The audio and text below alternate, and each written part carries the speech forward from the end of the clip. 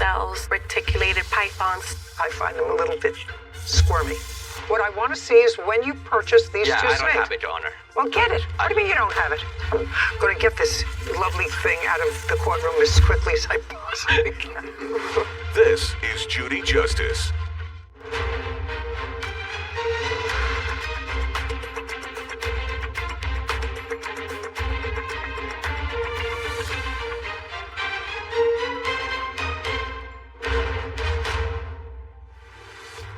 Cassandra Duenas is suing exotic pet store owner Brian Chow for money from a snake breeding business. Court come to order. All rise. Have a seat, everyone. Hello, Judge. Case number 212, Duenas versus Cho. Thank you. You're welcome. Ms. Duenas, it looks to me from your papers that you decided to go into a business with someone. Yes, With whom? with the defendant, Brian Chow. And you know him how? He's a family friend. And you know what his business is? Yes. What is his business? He currently sells reticulated pythons, snakes, exotic animals, monitors, lizards. And you like those things? My ex-boyfriend did. Did you? I was more for the investment part. Okay. I was the investor at the time. At the time you reached out to this family friend who was in the exotic snake business, your idea was to create a business. No, Your Honor. It was actually the defendant's idea. I don't care whose idea it was. Your idea was to create a business with your ex-boyfriend. I agreed to the business, but it wasn't our idea. Whether you agreed to the business or not, you invested money in the business. Yes. Which means that unless there's something wrong with you, and I see that there is not, you wanted to go into business with the defendant. Yes. So let's be easy. Okay. And at the time that you wanted to go into business with the defendant, I'll get to what the nature of that business was in a second. I know it had something to do with that wonderful looking snake. You had a boyfriend. Yes. And the boyfriend liked snakes. Yes. And you went along with the ride. Yes. What month and year were you still with the boyfriend when you decided to go into the business, which you will explain to me? Back in November of 2019. So right before COVID. Yes. What was your boyfriend doing at the time? He was working at an airport. And he and Mr. Cho were friends. Yes. How long had you known him? 2-3 weeks, Your Honor. Where did you meet him? He came into my store and acquired I didn't ask anything. That's how you met him. Yes. I'm going to get through this case and get this lovely thing out of the courtroom as quickly as I possibly can. Wow. Some people find them exotic and gorgeous. I find them a little bit squirmy. So in November 2019, boyfriend and you decided to go into the business. Explain the business that you invested in. I invested on 5 reticulated pythons, 1 male and 4 females. That was the original deal. And what were you going to do with them? Mr. Brian Chow was going to have it in his shop, and together we were going to breed them and make a profit out of them. So the intention was never for you to take these pythons to your residence? No. And you understood that? No. They're buying the snake, Your Honor. Okay. How much were the 5 snakes? In total, it was $10,000, plus the feeding and the cages that he claimed that the snakes needed. Was it your agreement that for $10,000, Miss Duenas and the boyfriend were going to buy 1 male snake and 4 females? They decided to buy 2 snakes. Well, when was that decision made, sir? A week after I met him, because When you went into the shop, did you ultimately decide on 1 male, 1 female? No, so how it is, Your Honor, is he knew my ex-boyfriend prior to the business 5 years ago. He sold him a exotic Australian monitor lizard. Okay, what I want you to tell me is, did there come a time when the arrangement changed, so instead of 1 male and 4 females, you were supposed to get 1 male and 1 female? No, Your Honor. The whole way it was supposed to be 1 male and 4 females. Do you have any sort of a receipt for that? We have Instagram conversations. Do you have that? Yes, ma'am. I'd like to see it. Okay.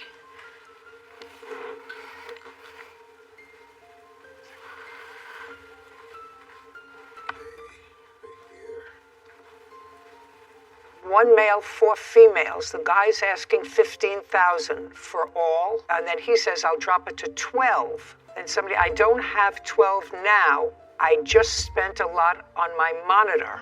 Let's go the rest.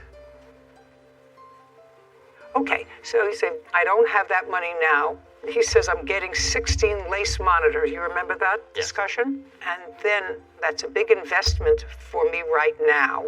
I'm saving up to get a house but I'm down to breed my monitor with any of your monitors. Keep going. So far, I don't have a contract. And then somebody says, no, you pay half and I pay half. Who wrote that? He did. No, you pay half and I pay half. Then you say 6,000. I'm short 6,000. I want to get them, but I'm low on cash till next month. And that's from you. That's from the reptile. I have to say it, Your Honor. Okay. If I invest half with you, what will be my return and in how long? Think about it. That's will be the baby's mix price. JTK Reptiles, that's you. Somebody's on their way. That's you and your boyfriend? Yes. We were on our way to give him the money. And how much money were you going to give him? We gave him the first time $6,000 and then $4,000. The total of $10,000. You received that. Yes, Your Honor. And what did you purchase with the $10,000? If you look at the message from there, what she showed you is they pay half of the 5 snake. It means they get 2 of the snake and I get 2 of the snake. They've been lying to you guys since day one. They want to purchase 2 snake. Then I told them, like, if you look at the message, I can use my male to breed it to your female. It's an investment for you guys, not for us. It's no us. It's not with them at all. Mr. Cho, were they supposed to take possession of the snakes? They're supposed to pick up the snake. That's why they come to the store with it. Which snakes were they supposed to take possession of? One right here and one up there. Is that a male or a female? This is the female. Has she had babies yet? No, I don't breed her because she don't belong to me. And how old is she? Right now, she should be about 6 years old, going 7. How long do they live? Over 30 to 40 years, depends on how you take care of them, like I take care of them. And there's another one outside the Yes. courtroom that's the same as this one. Also a female? Yes. And you gave him the $10,000. He acknowledges the $10,000. So we have a verbal contract that you were going to pay for some snakes. He was going to order the snakes for you, which he did. And that was accomplished, and the payment for the snakes was done on what date, the first payment? Approximately in November of 2019. And when was the next $4,000 payment? The same month, I would say like a week. Good. And when did you order the snakes, Mr. Chow? Right after I get The- yeah, because I cannot just acquire the animal without the payment. Okay, so now you've got the payment and you order the animals. Yes. On what date do they arrive? 2 days after their FedEx delivered to my shop. And when did you notify the plaintiff that they were there? The day that they came, I tell them the snake is So it ready was for- also in November, sometime in November. And when did they arrive? The snake No. arrived. Oh. The plaintiff and the boyfriend. They arrived a week after I notify the boyfriend. Okay, now, Miss Duenas, a week later you went to the shop. And what happened when you went to the shop? Now he's got $10,000 and he's got 2 snakes. I just want to clarify, Your Honor, that we even gave him money for the tanks because here in the conversations it says that he can't continue having them in tubs. So he needs us to give him money to invest to buy the tanks to house the snakes. So our original plan was for him to keep the snakes because he has the shop. We, at the time, lived in an apartment. He was well aware of this, and we couldn't have big snakes in our apartment. He says no, you say yes. I'm not sure how I can resolve that. I'm trying to simplify this contract. And you said you recorded all this? Yes. I'd like to see it. Watch out. Back away. I told you, don't play with my money. What are you doing? What do you mean? He owes me money. I don't care. Get out, get out, get out, get out, get out.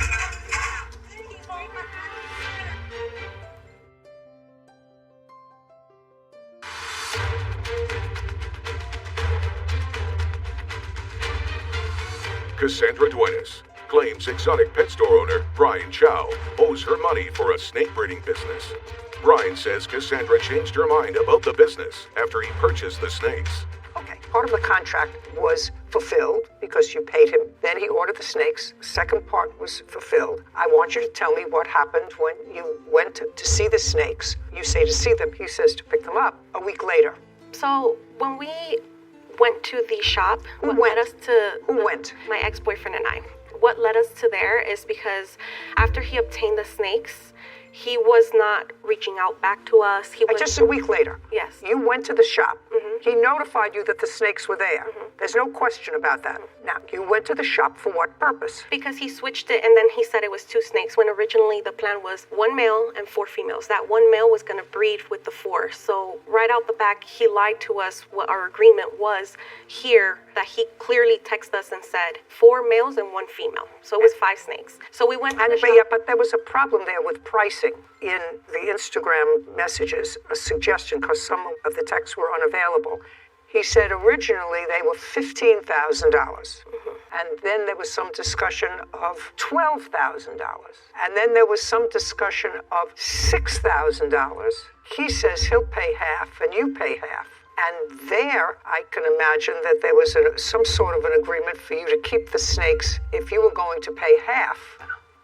You were always supposed to give them the snakes. Why would you pay half? Then they get the 2 of the snake, and I get the 2 of the other snake. It's 5 of them. And the one that we gonna pretty much, they can have it if they want it, or I can use it when I need it. You mean the male? Yes. So that was the business. Anyway, you went there, and what happened? So I went in recording. My ex-boyfriend told me, hey, record the Don't whole... tell me what your ex-boyfriend told you. Okay. Just tell me you went in and what happened. We went in there and we asked him, hey, we agreed on 5 snakes. Now you switched up and you said now it's 2 snakes. First you told us it was 15,000, then 12,000. You were playing games with us the whole time. And at this point, after a week later that he said that he got the snakes, then he told us it was 2 snakes. At that point, we were upset because we had planned and we had counted with 5 snakes. That's why we gave him that ridiculous amount of money. And basically, we didn't want nothing else to do with him. We wanted our money back. And that's what we went for, our money back. Just a second.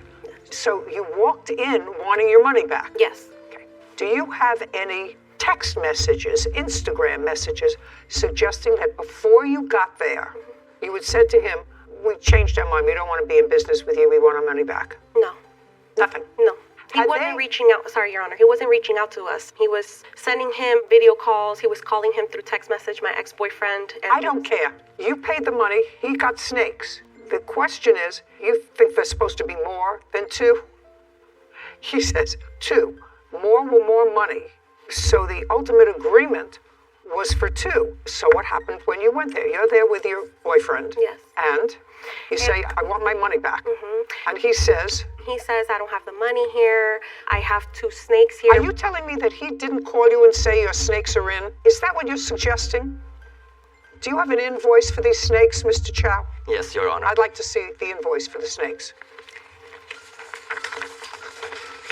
By the way, your boyfriend has other of these exotic Wire creatures, is transfer that right? to the people that I get them.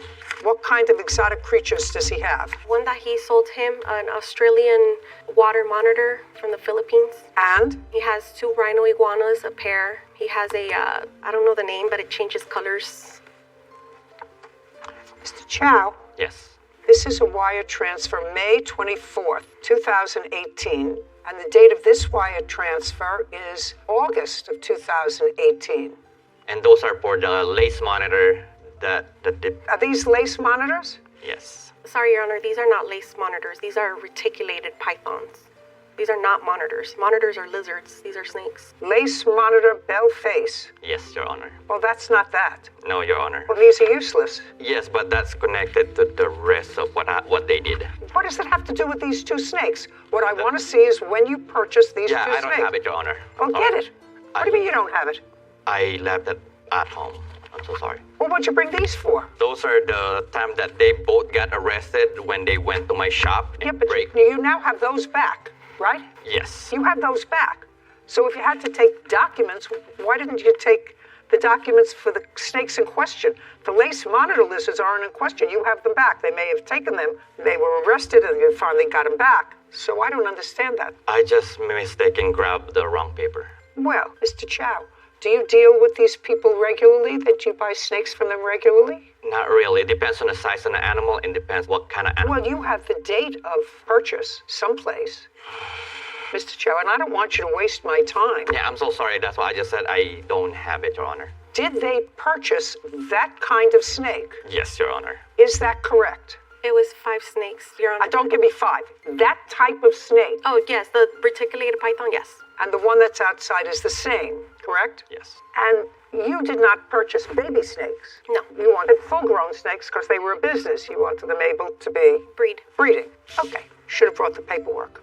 And you went in there that day in November because you had changed your mind. Yes, and on top, yes. Because you had changed your mind. Yes. That's the answer. You had changed your mind. You can give me a whole bunch of excuses, and you told him you changed your mind, you want your money back. And he said no, because I ordered the snakes, and I got them in, and they're yours. contract is completed. I'm merely holding your property. And then there was a kerfuffle. And tell me about the kerfuffle. The issue was that it was going back to what I was saying is then we asked him as well, can we have like receipt? How much did you really pay for them? No, that's not your business. That's not your business, how much you really paid for them. He made a deal, you paid him. If he got them for $2,000 and you paid him $10,000, that's nothing. The kerfuffle, let's draw this down to its most simple English. You wanted your money back and you wanted to cancel this contract. Yes, it's just when we arrived, those weren't the snakes that we ordered. These were the breed of it, is the ones that he was putting here on Instagram, which I have, which is not those. So we ordered something and we got something else. So is what you're telling me, you went there to pick up your, because now it's changed, you went there to pick up your snakes. When you got there, they turned out to be a different it's breed, it's like the pythons, right? They're pythons, but it was a different kind of python.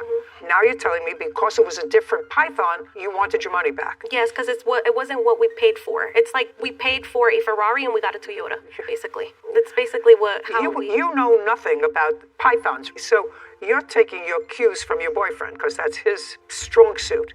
Is it yours as well? No, I'm just the investor. Right. So your boyfriend had a conversation with him and said, those aren't the snakes that I ordered. Yes. Okay. And I want my money back. Yes. And you said you recorded all this. Yes. I'd like to see it. And when he broke the glass, where did he take them? We put it in a bin. And is that you carrying them out? Yes, and that's the reason why I was charged with the robbery, just because I walked out with the item. That's fine. That's a co-conspirator.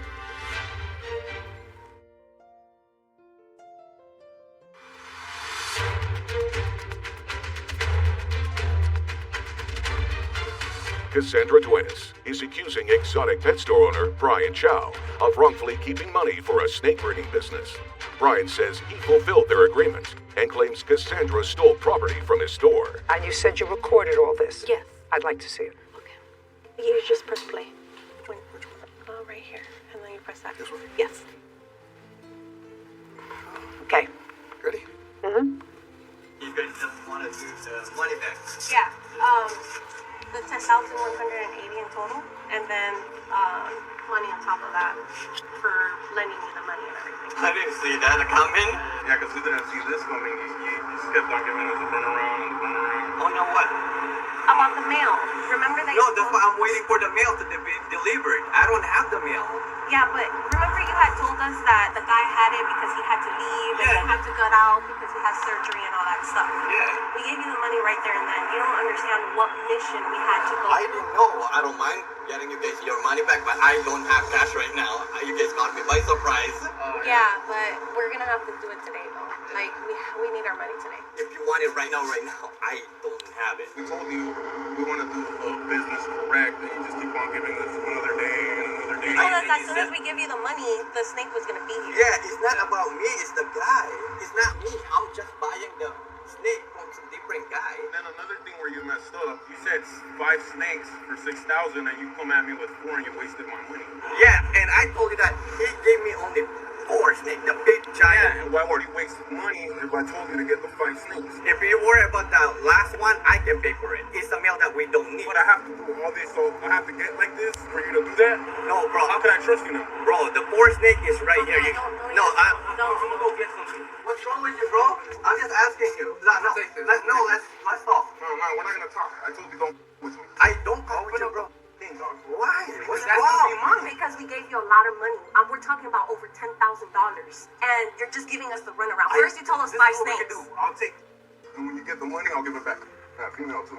Oh, no. Oh no? Alright, well. Come on, bro. You're looking at a 15 grand. I told you don't play with me. I don't play with You you. don't even have the money right now. Come on, man. I got the half of the money. Open them up. I'm trying to talk to you, bro. No, there's no more talking because we gave you the money right here and then. That's unprofessional. You're trying to scam us, and you don't do that to people like I that. didn't. How did I scam They don't you? open it up before I open it. You're telling me that you don't have the money. I have half of the money because I'm waiting for the snake. Bro, if you guys gonna get arrested if you get There's snakes. no arresting. We're just we got getting proof. what you took from us. Over Okay. $10,000. I'm trying to talk Over to you, 10,000. bro. You're gonna open it. I'm trying to talk to No, you. we tried to talk to you, and you're telling us you're gonna have the money. I have everything in video. I don't Okay? care. You can record me, bro. Alright, so are you gonna You don't play with people's money. You can call You owe me me whatever you over want. $15,000. This is 15 grand. We don't care. Can you call it up, please? No. Watch out. Come back away. I told you don't play with my What money. are you doing? What do you mean? You owe me money. You I need don't care. Get out, get out, get out, get out, get out, get out, get out, get out. He owes us money. He owes us money. He owes us money.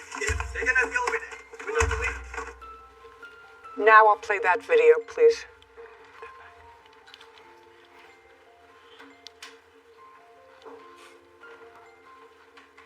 That's your boyfriend breaking into the... Yes. Yes. And when he broke the glass and took out whatever lizards he took out with him, where did he take them? You were still with him. Yes, he put it in a bin. And is that you carrying them out? Yes, and that's the reason why I was charged with the robbery, just because I walked out with the item. That's all right. That's fine. That's a co-conspirator. Ultimately, the lizards that you took were returned to you. Yes, Your Honor. And it seems, Mr. Chow, at the beginning of this case, I must acknowledge to you that I was sympathetic to your position, that they had ordered snakes. You ordered them, you got them, Yes, Your Honor. and then the contract is completed. Uncross your arms. I'm so sorry. But it's clear from the tape that the plaintiff played for me that you acknowledged that you did not fulfill your end of the contract, that you were blaming your inability to fulfill your end of the contract on some third party. Is that what I heard in the tape? I mean, my hearing's not really acute, but that's what you said. I have no control. I can give you back half your money, but I can't give you back all your money. So the contract was not complete. It was complete because they supposed to get only 2 snakes. I didn't see anywhere where it says just 2 snakes. There was a whole bunch of conversation there about the male snake, and you were supposed to deliver to them the male snake. And you said, I don't have that money now, but I can get that money for you. I can give you the first money. I don't have the second money. It was clear that the contract was not complete unless you have something to show me that it was. But what I heard, it was not. That doesn't mean that Miss Duenas has the right to break your property and to steal property that belongs to you. What they do is they come into a court and say, you have my money. The contract was not fulfilled. I want my money back. That's what you do.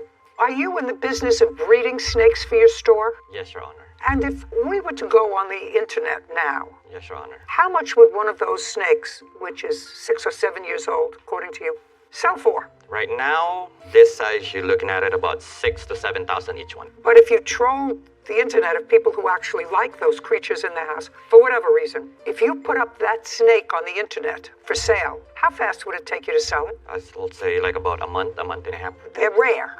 Is Yes. that right? That's what you're saying. It's rare and is just not a lot of people will acquire that much money. Even though they can sell the babies. And how many babies do they have? In a year, they can do from 30 to 50. And each one of the 30 to 50, you can sell for $3,500. Yes. I suggest you do that. She gets her $10,000 back. Judgment for the plaintiff in the amount of $10,000. We're finished. Thank you very much. This court is adjourned. I'm very happy, and I'm happy that she was able to see herself that the defendant got caught.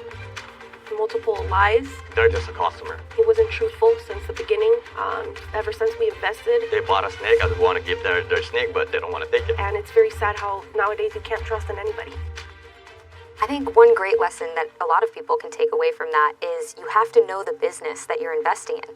I can appreciate she was sort of doing it for her boyfriend and he had the knowledge about the exotic animals, but that's her money at the end of the day. And if you're going to put your own hard-earned money on the line, it should be a business that you at least put in the time to learn about. Understand. Exactly, so that you don't have to rely on somebody else to make the right decisions. Who's going to be gone tomorrow? Exactly, exactly. And your Who money is- potentially could, and then you're left on your own, having to sue and navigate a field that you really know nothing about. Smart. And it was also an example of a contract that was not fully executed. I actually thought when I started the case that there was an offer, an acceptance, you performed, paid the money, got the snakes, and then you can't change your mind. Once you get it, you say, well, I changed my mind, but that's not what happened. Nope. And her video demonstrated that that's not what happened because Mr. Chow started to waft. Well, it's not my fault I don't have your mail. It's another guy, and I would give it to you, but I can't give it to you as soon as I get it, Yeah. So he did not deliver on the contract. So I had very little compulsion other than to say, you don't have to take the snake and you get your money back. Yeah. Anyway, done. And the snake is gone. Left the building. Want justice? Go to judyjustice.tv.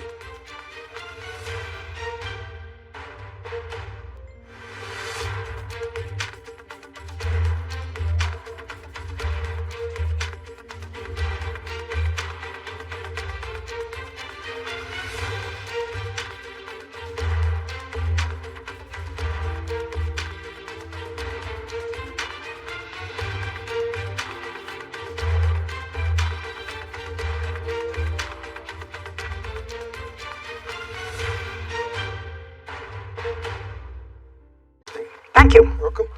Mr. Henry, what you're doing is suing the defendant with whom you had a relationship for a period of time for the return of property that you had in an apartment that you once shared, and for filing a false restraining order, a false police report. Yes, Your Honor. The defendant says that you never lived with her, that you damaged her front door, and you filed a restraining order against her that was false. So, Miss Christian, I think I'm going to start with you. Yes, ma'am. According to the papers that were filed, you and Mr. Henry did in fact live together for a period of time up until October 9th.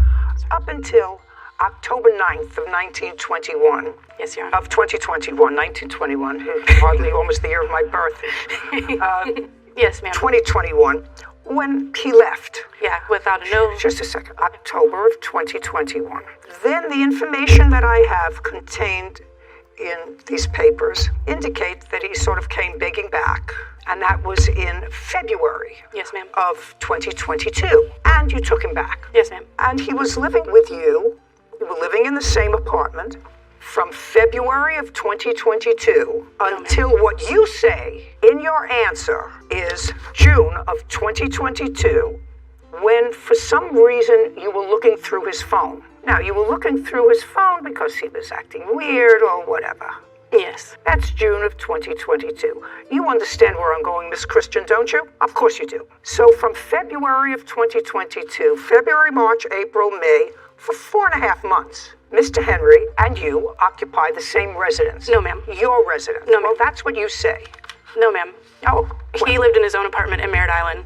When we got back together. Here we go. On February 15th, 2022, he contacted me and we got back together. He had his own place and never lived with me again. He would stay over occasionally and bring a few things to make himself comfortable. On June 21st, I went through his phone because he was acting weird. Where was he when you went through his phone? He was asleep. He was asleep where? In my bed. Okay, in the apartment. Yes, I work at 6 o'clock. In the apartment. Yes, ma'am. Of course, yes, ma'am. And I saw that he was setting up a date with the mother of his child. Yes, ma'am. I got upset, dropped off my son, and then came back home while he was packing. He told me he was taking my couch, TV, dresser, dining table, and everything in my apartment. So my next question to you is, who paid for the couch? Me. I'd like to see a receipt. I don't have it. Who paid for the couch? It was a couple years ago. My brother Adonis Glover, he's the one that gave me the furniture. Just a second. He gave me the couch, the love seat, the lamp, a few other things listed on that document. When did he give them to you? He gave it to me before me and Miss Christian moved in the first apartment. So let's go back. Where was the first place that you lived with the defendant? Cocoa, Florida. Okay, from when to when? From 2020 October to February, March 2021, because that's when her lease was up. Were you both on a lease in that apartment? No, I wasn't on that lease. Just you? Yes, ma'am. And that's the first place that you lived together? Yes. And why did you leave that place, Mr. Henry? She was relocating to Titusville. I helped her move into it and I moved in as well. Does that sound familiar to you?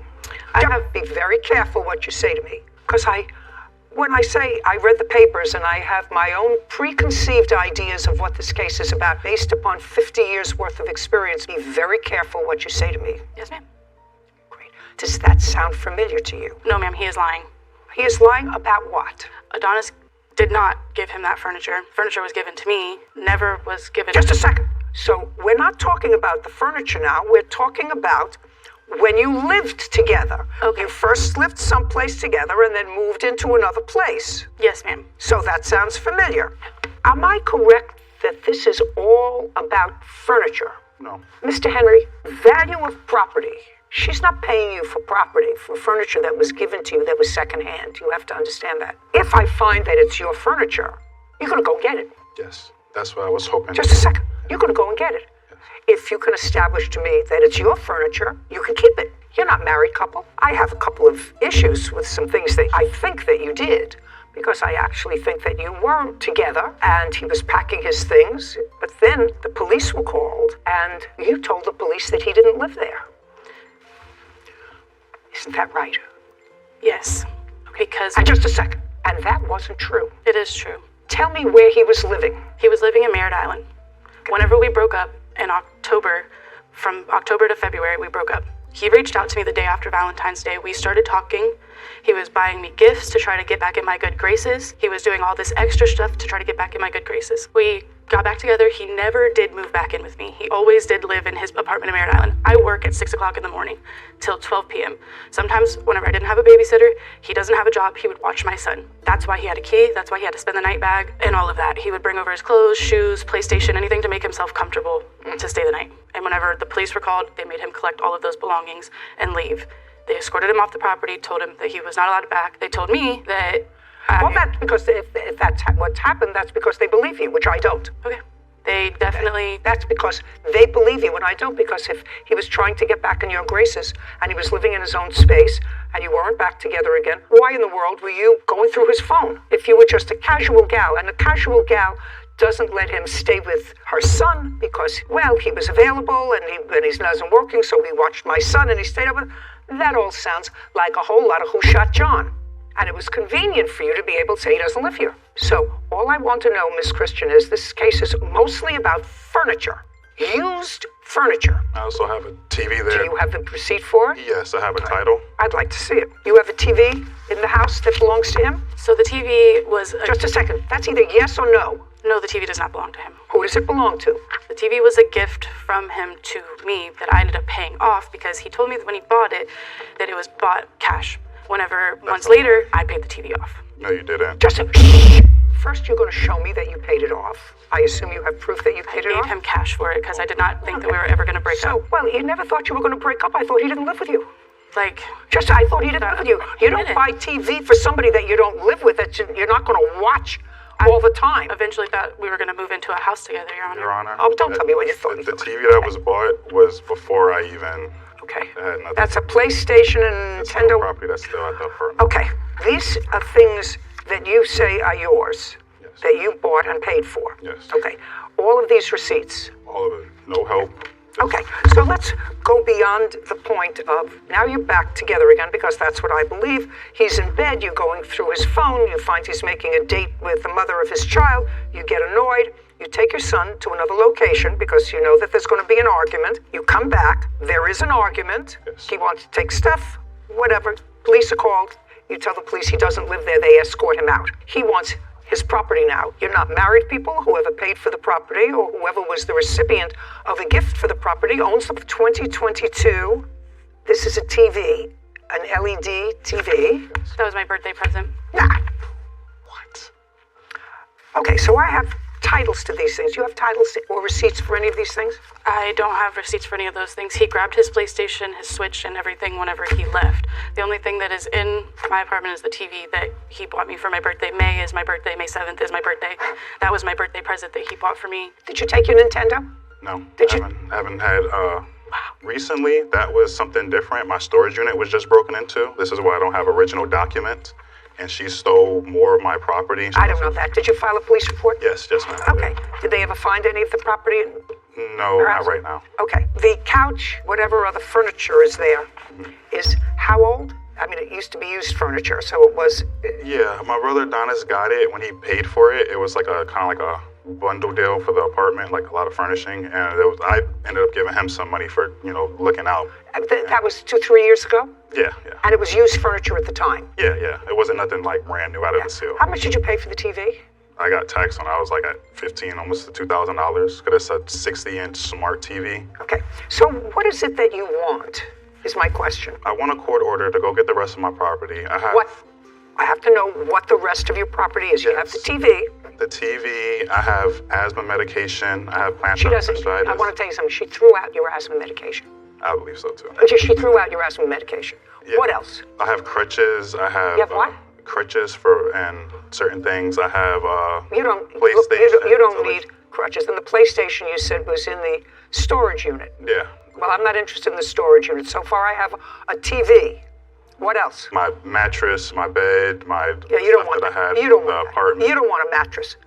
Are you back with this lady now? No. Where are you living? I've been living on the streets. I've been living out of my car ever since this been happening. Where are you going to put a mattress? I have a storage unit. I was going to just collect. I'm pretty much just trying to salvage what I can because I have things that's sentimental, stuff from my grandmother passing away, things that I really can't put a price tag on.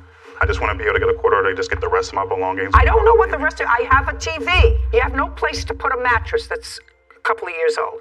So you really don't need that. I mean, I can give you an order to get your mattress, but what are you going to do with it? It's just going to cost you to go get it and to store it. So you really don't need it. I don't need it, but I would like to still get all of my property back. Like the stuff that I paid for, because I worked hard. I furnished I'm giving my you apartment. your TV back. You're going to get the TV. I haven't figured out what else it is that you really want to make this whole thing worthwhile. I'm not giving you any money. Do you want the mattress back? You paid for it. You're entitled to it back. I can give you an order for the mattress and the TV. Okay, and I also have electronics, like from games, the controllers, just so much things that like TV, mattress, box spring.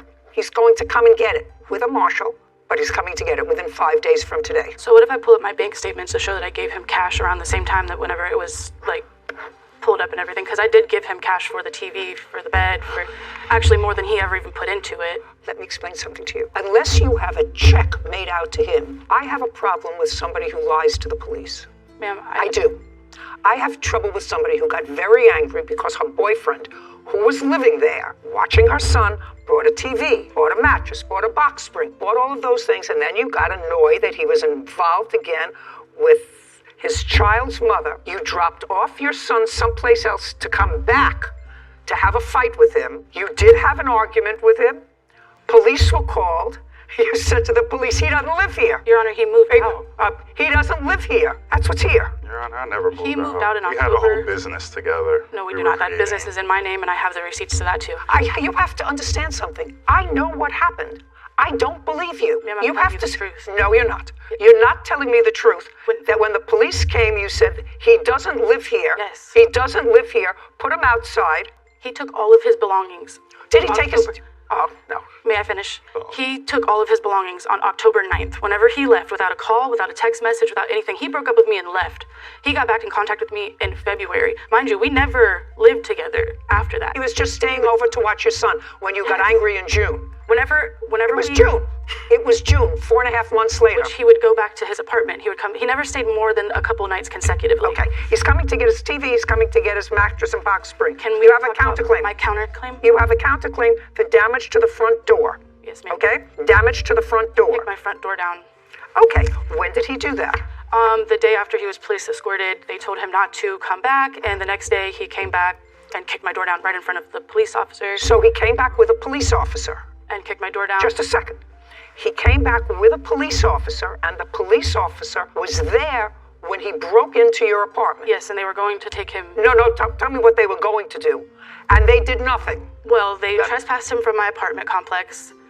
I'm asking you, what you're telling me is, madam, which is why I have problems with you right from the get-go.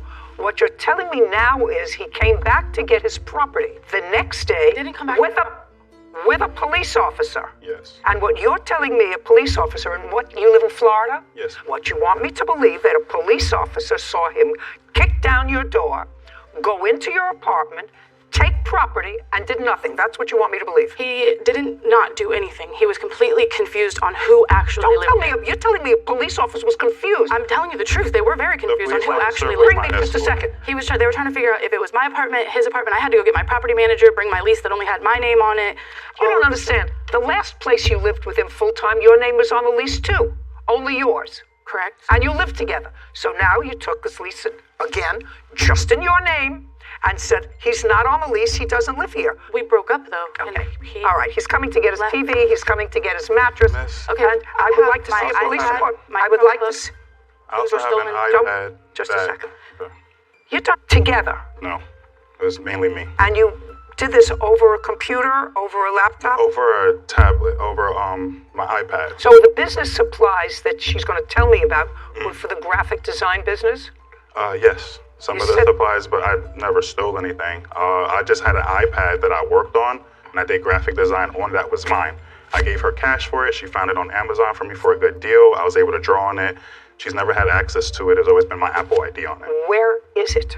I don't know. The day when I got escorted out, she came out of the apartment. I was going in to get the rest of my belongings, and she was saying, I can't find my iPad.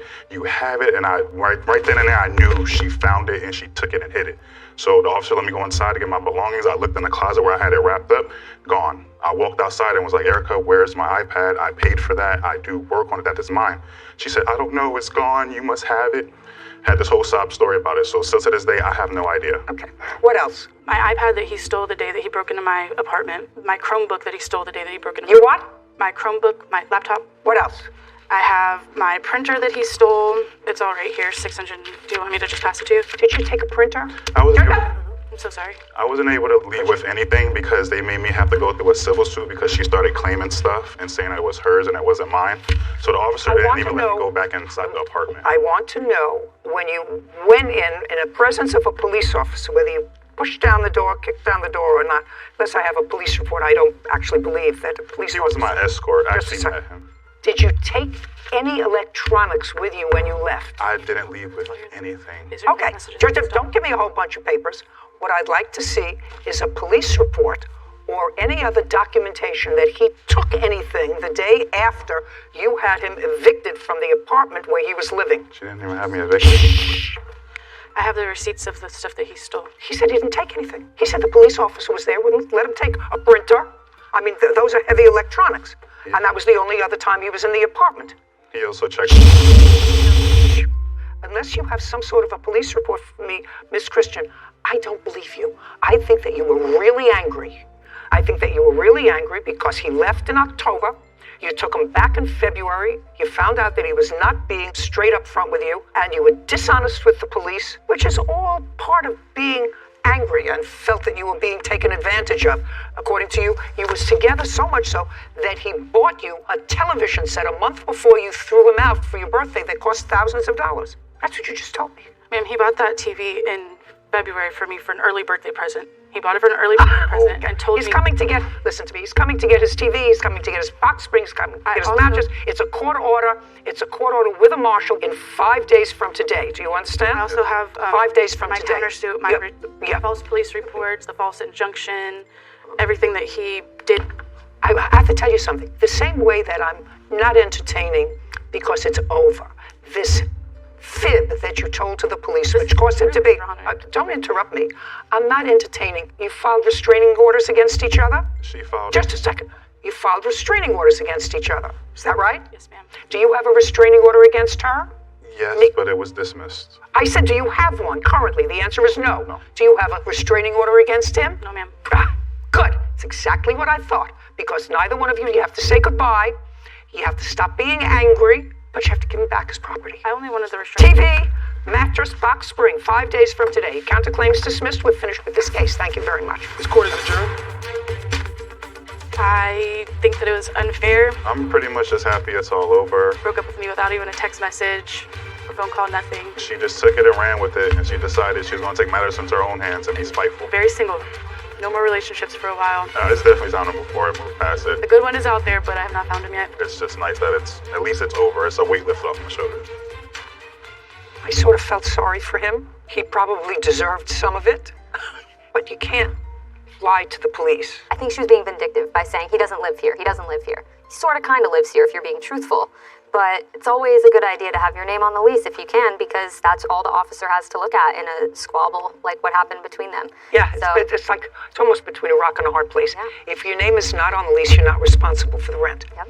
And I've usually suggested that when you're living together, you don't have both people's name on the lease, because in the event that you separate, who's going to stay in the apartment? And if you're the one who leaves, your former partner may say to you, don't worry, you leave. I'll take over the rent. But if they don't, you're still on the hook with the landlord. So there's pros and cons to both, but it's an exit strategy. Yeah. And people have to be smart enough. You see, he had an exit strategy. His name wasn't on the lease. Yeah. But then he needed it. But I think she was being dishonest. And I think his brother did, in fact, give him some old furniture. Who cares about that? It's from former wife separate. In 2020. And you had 2 children. How old are they now? They are 5 and 8. And who has custody of the children? Dalton has physical, and they have joint custody. Just a second. So he has custody of the 2 younger children? Yes. That's a yes. How long have you had custody of the two children? Since July of last year. At some point during the marriage, there was a truck purchased. Yes. Who purchased the truck? Dalton purchased the truck. I co-signed for it. And when was it purchased? Month and year? June of 2017. Was that the only car Yes. that they had? Yes. So that was a family car. Yes. And in 2017, was your daughter working? Yes. So both parents worked. And both parents, I assume, pooled their money. And I assume made car payments. Yes, Your Honor. Is that correct? Both. And then they separated in 2020, and at that time the children came to live with you. Correct. And you took the truck. Yes. By agreement with your now ex-wife. Yes. In 2020, who made the car payments? My husband did. Is that correct? Yes. I made all of the car payments on that vehicle. All of them from the time it was purchased until we paid it off. Okay, so what you're telling me is from 2017 you made all the car payments. That's correct. Did your daughter and son-in-law make any of those payments? Not directly, but they paid toward the balance of the money that they were. You paid for the truck. That's correct. Since 2017, since correct. they were married. Yes. With no reimbursement. I took payments out of my daughter's check. Just be very, very careful with me, sir. Yep. I want you to be very careful with me. I read that, what we call in Yiddish, Bubameises in here, that you took money out of your daughter's check. Bubameises, it means grandma's tale. It means it's not true. It means it doesn't sound right to me. I read it in here. Don't try to repeat it here because that won't be good for you. Okay, I'm going to believe you if you show me copies of her checks that you made to her with withdrawals for money she owed you. That's all I want to see. Do you have that? I do not. Not, of course not. Now, he has the truck. And this was clearly either a gift or a marital debt. Either one of those two things. It's either a gift or a marital debt. It was a family car that was used by your daughter, her husband, the grandchildren, with, according to you, no reimbursement, according to you, except this ridiculous reimbursement from your daughter's check, which I don't believe, so I'm not even going into it, with no reimbursement 2017, 2018, 2019, 2020. And when your daughter and the defendant separated in 2020, according to him and according to you, he took the truck and the children, and that was with her consent or not? Yes, it was. With her consent. Is that so far right? That's what you're telling me. It's accurate. Right. Did you intervene in the divorce proceeding and say that there is money owed, marital debt owed, and part of the marital debt is this loan on the truck? No. No. The answer is no, you did not. It would also be fair to say that you don't know how much, according to you, she paid for the truck. I do, Your Honor. I have that ledger that I have. I would go to her each week and say, Jacqueline, how much can I take toward the loan? And that's how much I would take off each week. All you have to do, sir, is show me. Otherwise, this is a whole bunch of nonsense. Yeah. It's a marital debt. You did not intervene in the divorce proceedings and say, listen, this is a debt that's still outstanding, whatever it is, $2,000, $3,000, $4,000. You didn't do that. Now, the only thing that you can say to me with regard to this truck business is if you had an agreement with the defendant in 2017 to pay the truck. And be very careful, because what you've told me is he didn't make any payments to you from 2017, ever. He made some payments. Just a second. Interesting. Show me where he made payments. Did you give him a receipt for payments? No, this is a small town, and It's not a small town, it's a family, sir. I do have the ledger. I'm not interested in the ledger you created. It's self-serving, and therefore inadmissible, and created for the purpose solely of this litigation, and not created at the same time that the event took place. I might even cut you a little slack if you had a ledger, a book, with entries in it at different times from 2017 in different ink, with a day, how much was paid back on the loan. I guarantee you do not have that. You have a very nice piece of white paper that you created for me. Is that correct?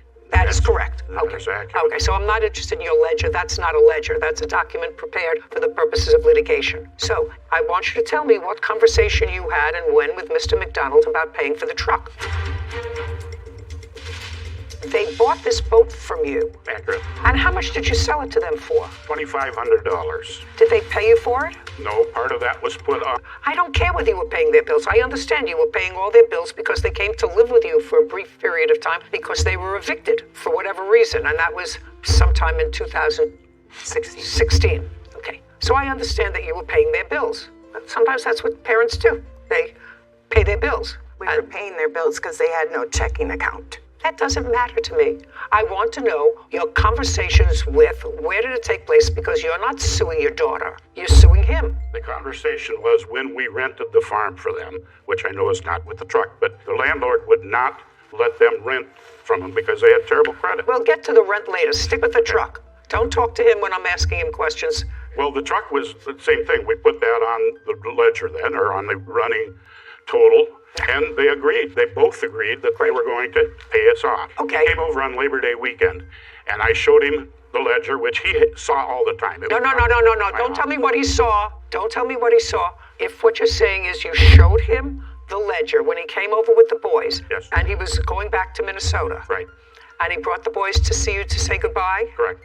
Okay, so far, it's very nice. You have a reasonable relationship with him, and certainly your daughter was clearly overwhelmed because courts do not usually split up children, so they must have felt that the children's best interest would be served if they remained with their father. Clearly what happened, the father came over to you to let you say goodbye to the children, and when he came over to let you say goodbye to the children, let me understand what you're saying to me. What you said to him was, not thank you for taking over this responsibility. Your daughter had more children than she could take care of, physically or financially, right? Clearly. Yes. Clearly. So what you want me to believe that two nice people who took in their daughter with her 2 kids and a husband and bought a truck and made arrangements for them to have someplace to live, that these two nice people, when he came over, because your daughter couldn't take care of her children, and he brought them to say goodbye, you said, it's very nice. I want you to take a look at this ledger and see how much money you owe me. That's what you're asking me to believe, right? I'm going to let you live with that fantasy that I believe that. And so I did give him the balance of what he owed me on the rent. No. And on the truck. Nice. And so far, he looked me in the eye, he shook my hand, and said, Jerry, I promise I'm not going to screw you on this. I'm going to make those payments. Make payments for what? On the rent and on the truck. Okay. Did you have that conversation with him? No, I did not, Your Honor. The conversation was when I came up there the last time, Jerry was trying to sell his fishing boat, so I posted it on Facebook, and I sold it for him.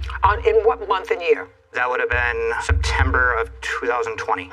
After selling the boat, he gave me $1,200 for helping him. How much did he sell the boat for? It was $4,700. So that was after you'd already moved? Correct. With the children? Yep. Okay. He helped you sell the boat for $4,700? Just answer my question. No. Did you give him $1,200? No. He bought that boat from me a year prior to that. He had it. So they bought this boat from you? Accurate. When? That would have been in the spring of 2019. And how much did you sell it to them for? $2,500. Did they pay you for it? No, part of that was put on the ledger, and part of it was cash. You know, I'm not buying your whole story. I'm not buying your whole story because what Your Honor, I'm telling you the honest-to-God truth. No, I don't think so. I don't think that I would have sold people who had no credit, who couldn't buy themselves a truck, so you had to co-sign for the only means of transportation that they had, who couldn't pay for their rent, who couldn't pay their bills because of their bad credit. I don't believe this whole scenario about selling them a leisure boat for $2,500. Is mind-boggling that you would think that an intelligent person like me would accept that. Okay, forget the truck. You have the truck now. Yes. Okay. You haven't finished your story with me, so you sold the boat, and he gave you $1,200. Correct. I gave him the $1,200 back, which made us even on the truck payment, and he gave me the title. Tina signed it, and then I brought it back to Minnesota and put it in my name. Okay. Who signed it? Tina signed it. My name was on it as well. Your name? Yes. As joint owners with him? Yep. Co-sign it. Oh, interesting. In what month did Mrs. Smoody Yes. sign over the car to you? The same day that I gave Jerry the $1,200, that would have been in September. Now, do you remember the $1,200?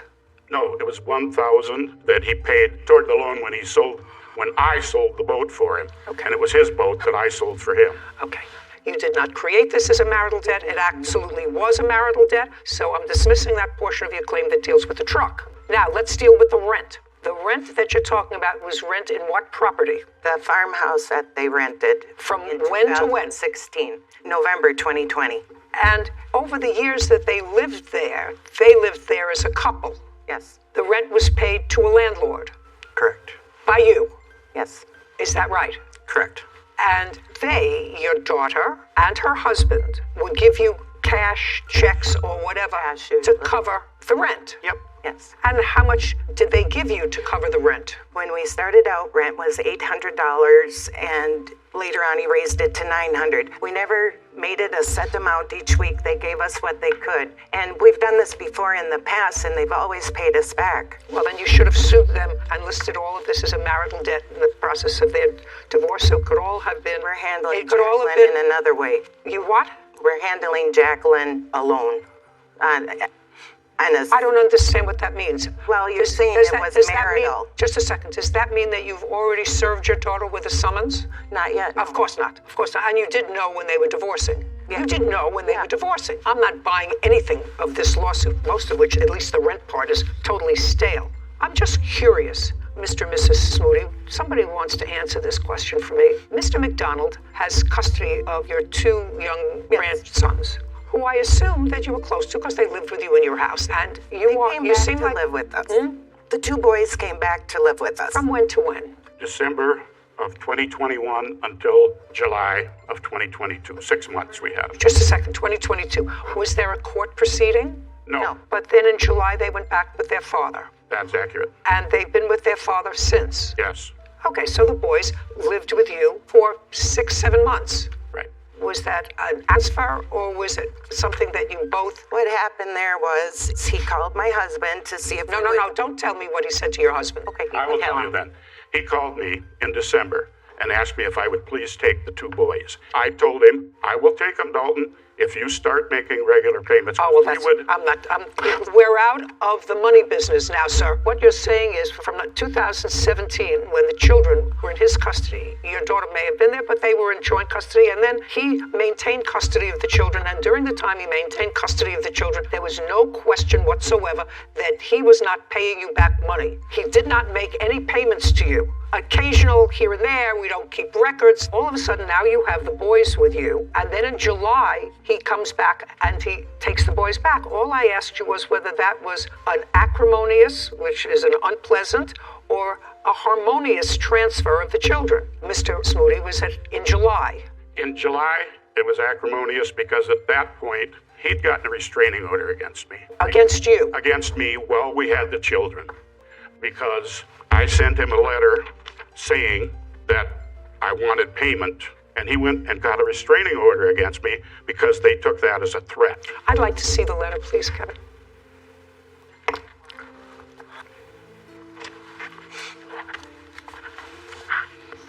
And this is what needs to happen moving forward. That's correct.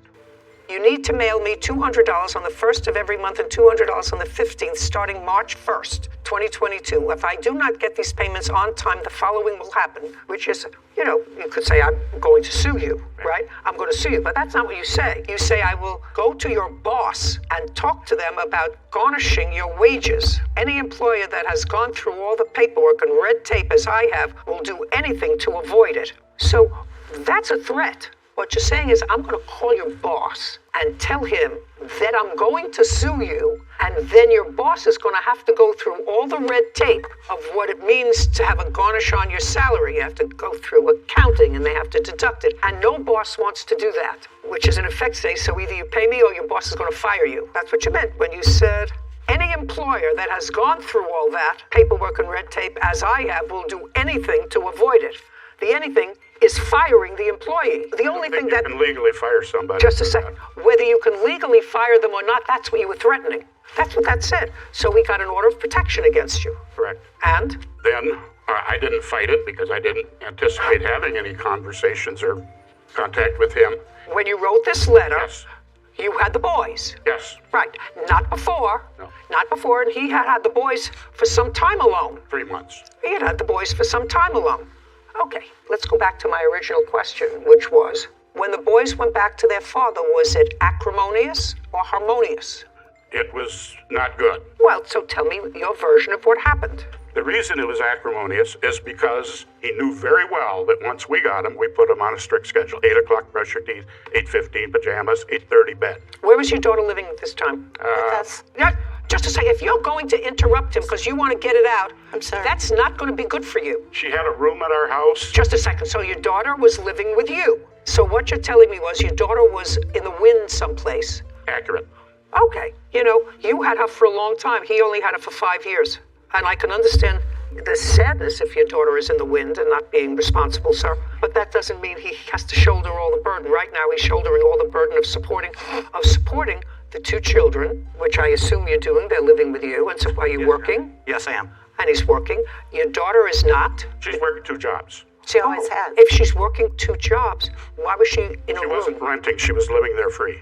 Okay, so now let's get back to this acrimonious transfer of the children back in July. Dalton called me, or called the kids. Okay, so he called the children. After bedtime. Okay. Called my wife's phone 4 times. Ring, ring, ring, ring. She wouldn't answer because kids were in bed.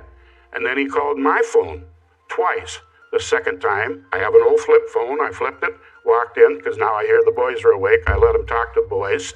And then I took the phone back, and I said some naughty things to him and hung it up. What did you say naughty things to him for? Because I was very angry at him.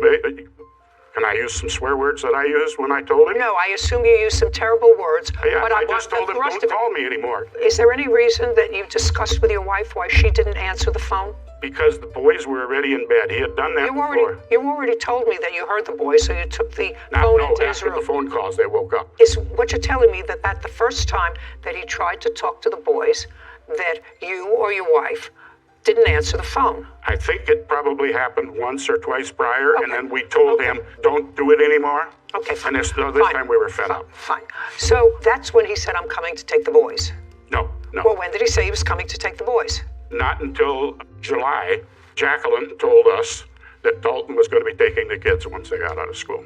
Okay, I'm going to take the pain out of this case, and I'm going to do it relatively quickly. I think, Mr. and Mrs. Smoody, that this lawsuit was very ill-advised. The defendant doesn't owe you any money. He doesn't owe you any money because if there was money owed, it was a marital debt, and it should have been taken up at the time of the divorce, listed as a marital debt, and then it could have been fixed by the judge who approved the divorce, how much and by whom is owed money. You chose not to do that. It was only after a very acrimonious set of circumstances, roughly 5.5 years later, after this truck was purchased, that you chose to exercise any prerogatives with regard to a debt, except this letter, which threatens to go to his boss to get him fired if you don't stop making payments, and that was only after the 2 children came to live with you and were sort of overwhelmed. You have to understand, Mr. McDonald, who I think probably is trying, he's got the 2 boys. It got very complicated, but it's not a lawsuit, and I would make nice with him. He's got 2 children that you probably want to have some connection with, and this lawsuit certainly doesn't help that. Well, anyway, for all the reasons that I've stated, your lawsuit's dismissed. We're finished. Thank you. This court is adjourned. He owes us that money. He admitted he owed us the money. I think the judge was absolutely correct. He promised he was going to pay us the money back. I don't owe Jerry any money. Kids are irresponsible, have no sense of honor, duty, respect, responsibility, nothing. Really should be a family thing, and maybe one day it can go back to it.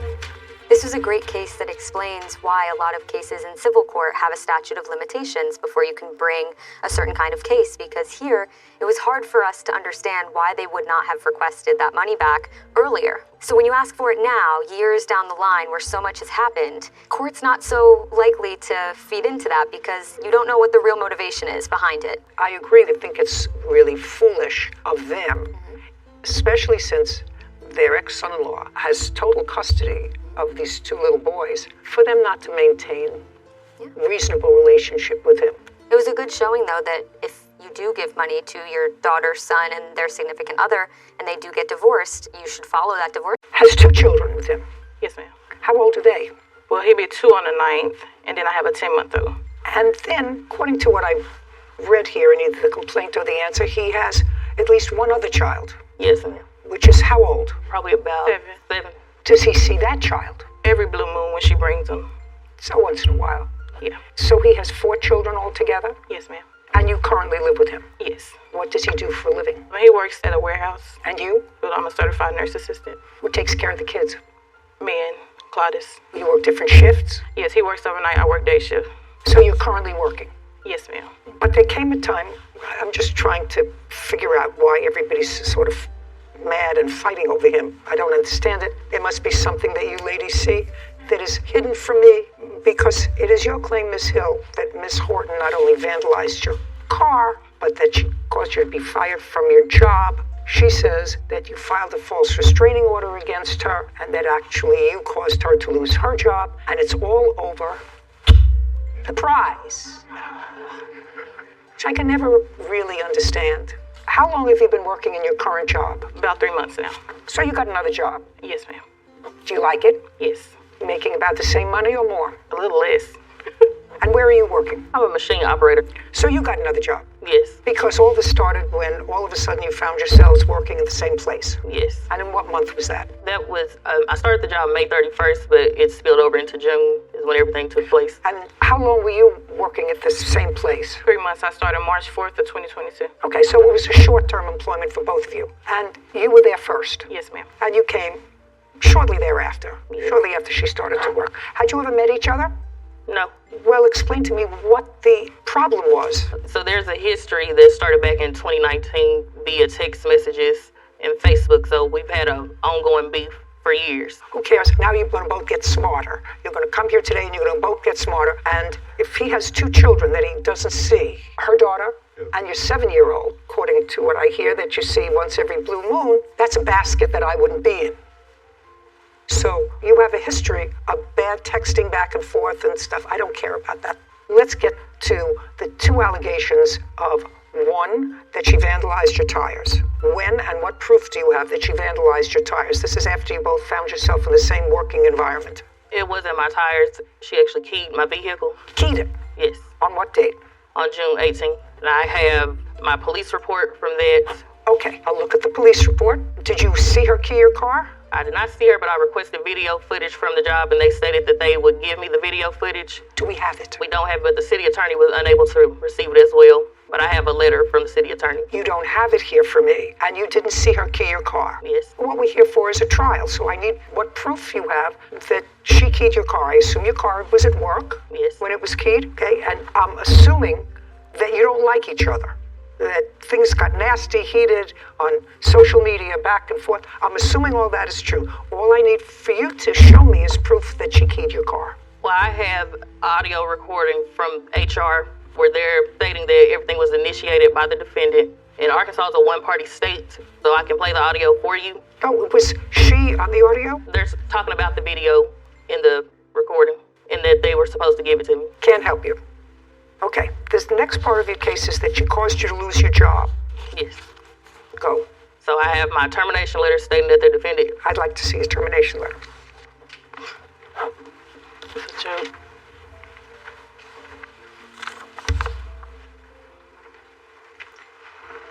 This is the description of the termination letter and description of the violation. Kiana has been involved in altercations with another employee. While the other employee instigated the situations, it has gotten to a point where multiple other staff are now involved. I don't know what that means. At this point, it is affecting patient care and causing a hostile work environment. Termination effective immediately. I assume that you have a similar letter because you were terminated. May I see it? Yes.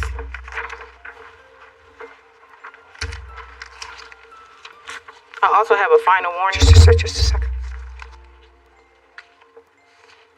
Okay, on Wednesday, June 15th, 2022, Diamond, that's you. Yes, ma'am. Was given a final written notice concerning harassment of other employees. It has since been reported that the harassment has continued. Also, multiple other staff have been pulled into this situation to the point that it's affecting patient care, and it's a termination letter. Okay, so I'm assuming since you got this, you were notified previously about having any communication with each other. You were not. I was out for COVID. I had just got back to work June 15th of 2022.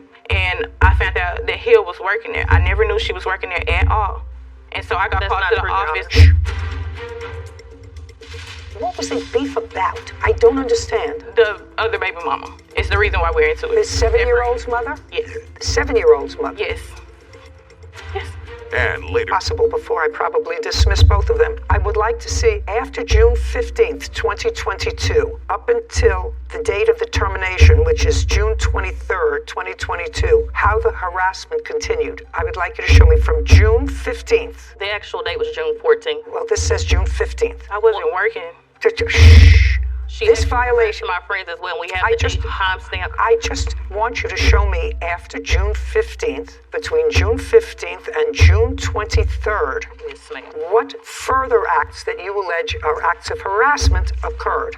I have the schedule showing the date.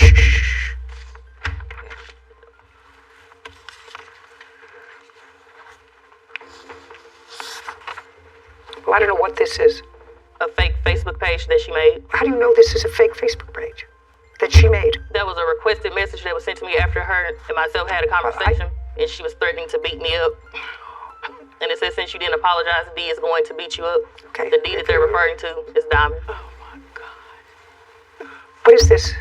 The 870 number is her calling my phone. Okay, and 870. The missed calls. This was on what date? That was on June 19th. What were you calling her for at 6 o'clock in the evening? Well, the day she accused me of vandalizing her car is the day that we had worked together. She called the police and her family came up there and they all had guns. That's the reason she got terminated, because she brought a gun on the premises. That's and they came up there to jump me. That's a lie. And when I went outside... I just want to ask you why you called her. I called her to ask her because the June 16th is when I sat down. I had a conversation together to drop all beef. Like, no issue. I don't want you. You can't control yourself. Understand, you're sending me a bad message. If you can't control yourself here, which is a very controlled setting, I'm going to say to myself, this is somebody who can't control themselves outside of the setting. Do you understand? Yes, ma'am. Okay. So I called her to ask her why did she feel like I vandalized her vehicle, because before that we sat down and we had a conversation together at work saying it should be dead. Like, well, we should not have any beef, over him at all. And that the kids were involved. And so we agreed to let it go. So then she accused me of vandalizing her vehicle. What was the beef about? I don't understand. The other baby mama. It's the reason why we're into it. The 7-year-old's mother? Yes. The 7-year-old's mother? Yes. Yes. Yes. So we have no proof of vandalizing, and this is nonsense. You want to tell me about the restraining order that you filed? There was an order of protection placed after she was harassing me at work. May I see it? Yes. But it was also rescinded. By the way, does he pay child support for your daughter? Yes, ma'am. He does. How much? He pays probably about $239 every 2 weeks, somewhere. Does he pay it to you? Yes. Well, it's through child support. But he pays it to you? Yes. And he's current? Yes. Well, there's back pay, but he's currently paying. Okay. So was there a hearing on this order of protection? It was not. There was No, not. ma'am, Did there you, was not a hearing. Just a second. Did you appear? No, I rescinded it. I understand that. I just want to know that court found that the petition was dismissed. It was a false accusation. Okay, so the reason that the order states it was dismissed is that the petitioner doesn't meet the definition of family or household member as defined in whatever statute is, and therefore does not allege the existence of domestic abuse. Doesn't address the gravamen of the petition. It's a more procedural dismissal because she's not related to you in any way. I mean, having children with a person in common doesn't make you, at least in this jurisdiction, part of the household. Okay, you both look like nice ladies. You know, he has kids with 2 other people. Not a great track record. He really don't see them because they don't let them. They don't want their kids around me. There's a reason. You know, maybe not a great track record. It's not good for your children. It's really not good for your children. I mean, your children, believe it or not, your children are related to each other. I mean, you may not have any interest whatsoever, but when your children get older, they may have a curiosity about who their half-sibling is, what they look like, they alike. They may have interest. So I can suggest to you is your children didn't ask to be born. The idea that you exert any energy whatsoever, negative energy with regard to each other, is ridiculous. Really ridiculous. But for him, you wouldn't have any contact with each other. Am I reading that right? Yes, ma'am. Yeah.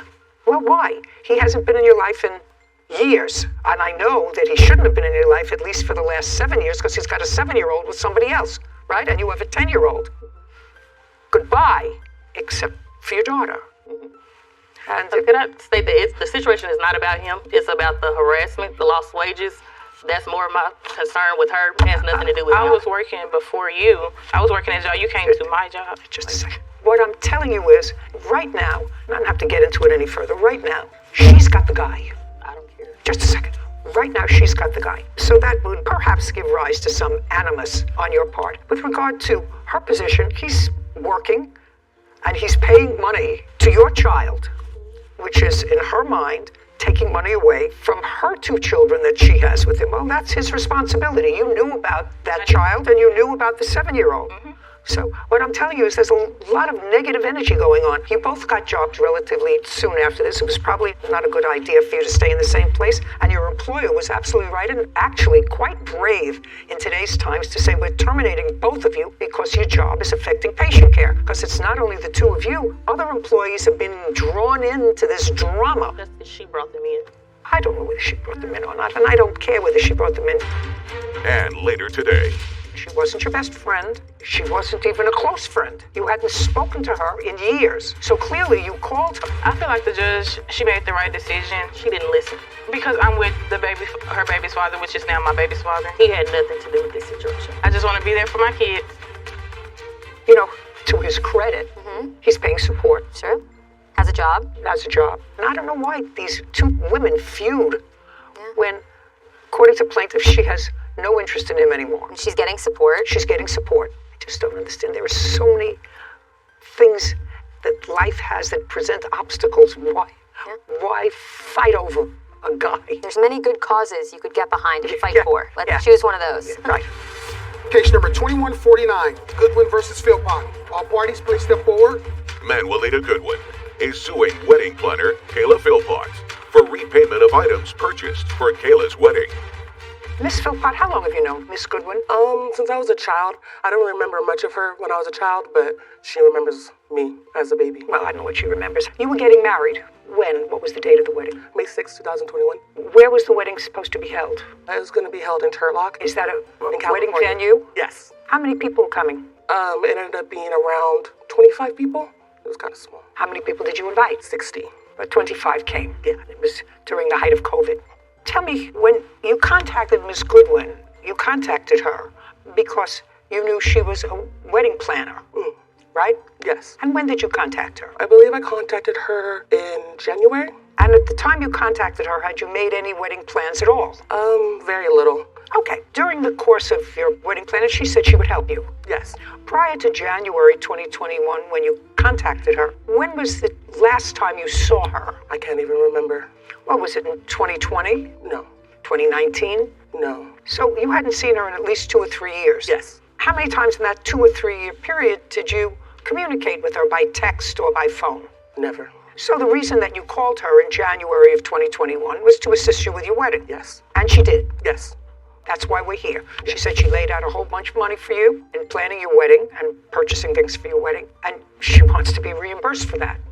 So when you called and asked her to help plan your wedding, what did you ask her to do for you? I asked her to help me because I really didn't have a sense of direction of what to do for a wedding. And I asked her if she would pay for a decoration. And then I told her that I was getting my tax return and that I'd pay her for the decoration. And we started with that. Started with that? Mm-hmm. How much money in total did you pay Miss Goodwin for her work in planning your wedding? I paid her $50. Well, don't you think that's ridiculous? It is ridiculous, right? You called her and engaged her to be a wedding planner for your wedding. She wasn't your best friend. She wasn't even a close friend. You hadn't spoken to her or seen her in years. So clearly you called her to do a job for you that was her profession, her vocation. And in addition to doing that, she bought you your wedding dress. Yes. How much was your wedding dress? I ended up, we got a few dresses. The first one didn't work out. And I believe that one was $200. And then who paid for that one? She did. So the first one didn't work out. Mm-hmm. That was $200. Yes. And it didn't work out. Why? I didn't like the fit on it. Didn't like it. Okay, but you bought it. Well, she bought it. Yes. And where is that dress now? I gave it back, and we ended up returning it. Okay, so you got your money back? Yes. Oh, great. Strike that out. And what about the next dress? The next dress, it was from Amazon, and we didn't like the fit either, so we ended up returning that one. And that one was... Who ordered that dress? You or the plaintiff? I believe it was me. Okay, and what did you finally end up with? I ended up getting a dress from David's Bridal that I really liked. How much was that? I believe it was $500. Who paid for that? She did. So far you've paid $50 for her services, and so far, at least what I know, just for one dress, it was $500. Don't you think you owe her compensation for her work? Well, she told me that, she was really, really generous. She was giving, adding a lot of stuff. And I believe that I don't owe her because she offered to do it. It sounds stupid to you. Okay, I know it sounds stupid to you. How much did you lay out for her wedding? In the receipts that you have for me, how much did you lay out for her wedding? $32,87.95. And when you asked her to be reimbursed for that money, what did she tell you? That she was going to pay some of it when she received her tax returns, actually her wife's tax returns, and also she was working overtime to pay me back. She also stated that she was going to be getting a judgment from a State Farm check that she would be making payments, and she did pay the $50 after she made a payment arrangement with me to pay $200 a month back. And she did make the first payment of $50, and from that point, she didn't make any additional payments. So we did work together, Your Honor, to try to sell the items that were at her sister's home. I requested both Kayla and her wife at the time to sell the items. They were sitting in her sister's garage in Stockton, where I do not live. I did come down for 2 weeks to try to help sell those items. Were any of those items sold? Yes.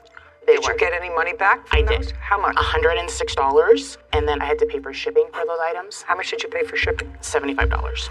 And the rest of the items are still in her sister's possession. Okay, $32.26. How much did you pay for your wedding other than the plaintiff's participation? $8,000. Did you pay that? My mom paid for the venue, and then I paid for the other things. How much was the venue? $4,000. So you paid $4,000. You personally, and what about your wife? Well, we share an account, so it was from both of us. What about her $3,200? Just don't have it. Just didn't pay it. Okay, anything else, Miss Goodwin? No. $32.26, judgment for the plaintiff. This court is adjourned. She told me that a lot of the stuff was gifts. I don't have any more wedding woes. She did a great job with the wedding. She thought it was a gift. She's really, really gifted at that. Never gonna loan money to her again. That was a relatively easy case. I think even the defendant acknowledged, besides just relying on the goodwill of the plaintiff, she had no real excuse to not pay. Thank you. Mr. Ritter, you own a piece of property. That is correct, Your Honor. And it's a residential piece of property? That is correct. And you use it as a business? That is correct. I would assume that this is your tenant. That is correct. Perfect. Could you stand up next to Mr. Ritter? What is your last name? Mason? Mason. These are your neighbors across the street? Yes. I live side by side. So you're side by side, not across the street? I live across the street. Now, there came a time, Miss Mason, that you heard something that was unusual. Can you describe what you saw? I was startled by the sound of a big thud and my dog freaking out and ran to the window. And so I jumped up, ran to the window where the dog as well was running toward, and looked out the window and seen the truck that had just hit the air conditioning unit. Could you describe the truck? A white truck pickup. Had you seen that car before? Yes, in the driveway next door to me. So in his driveway? Yes. Did you see who was driving the truck? I did. Was it Mr. McNally? It was not. Who was it? The young lady beside him. Right across the street. Klingenberg? Yes. When you looked outside, what did you see the truck do next? As I looked out the window and made eye contact, I seen... With her? Yes, I seen Jeff at the back end of the truck, right by the AC unit, kind of backing her off a little bit, kind of gave her a raised hand. So he was out there as well? Yes, positioned behind the truck. What did you do? Well, I jumped up and then I ran and actually grabbed my phone to take pictures because I did not want to be responsible for what had just happened to the air conditioning unit. I could tell it had been moved and hit. Do you have those photographs? I did send those to Bob. He has pictures of those. Kevin? Yes. Want to get them? I immediately texted Bob as well, letting him know. So that day, the 20th of August, you went, took photographs of the truck? Yes, ma'am, and the yard and the air conditioning unit. Okay.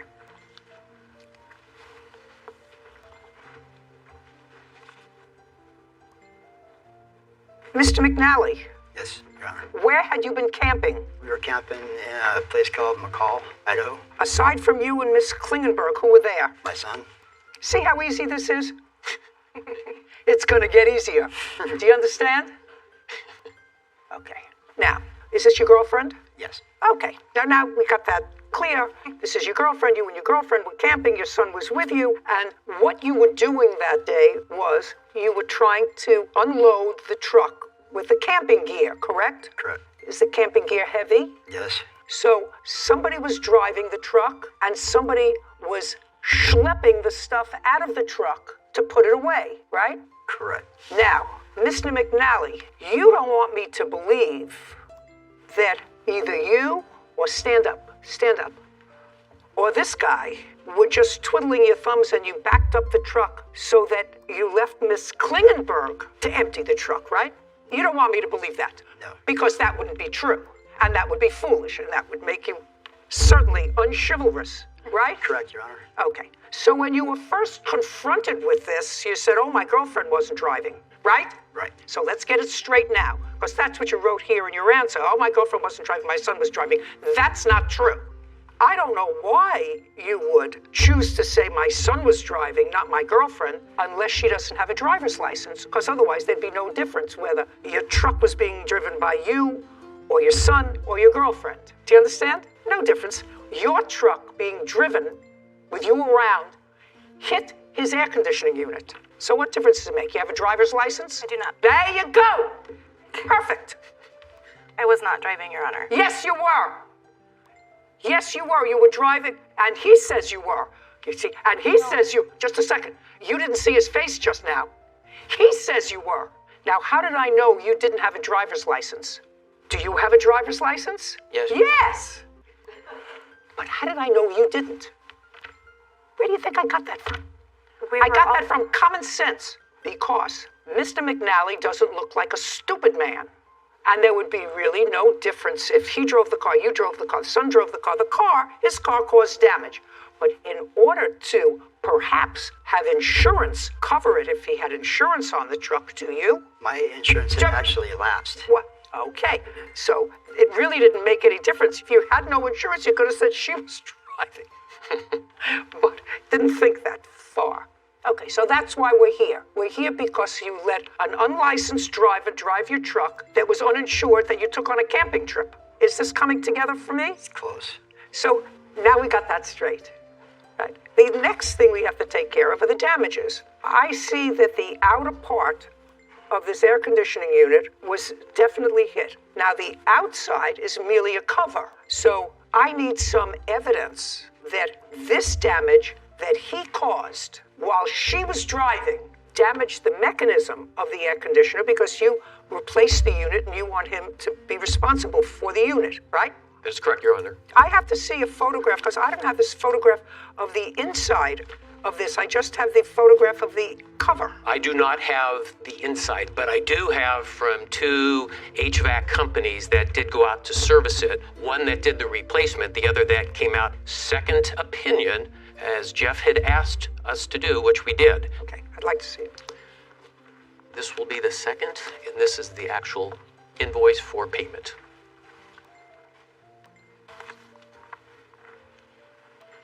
Oh, this is the second opinion. This says second opinion call, 4-year-old Goodman air conditioning unit has been backed into. The unit has permanent damage to the condenser coil. Well, that's the unit itself. That's just not the lipstick on it. That's the guts of it.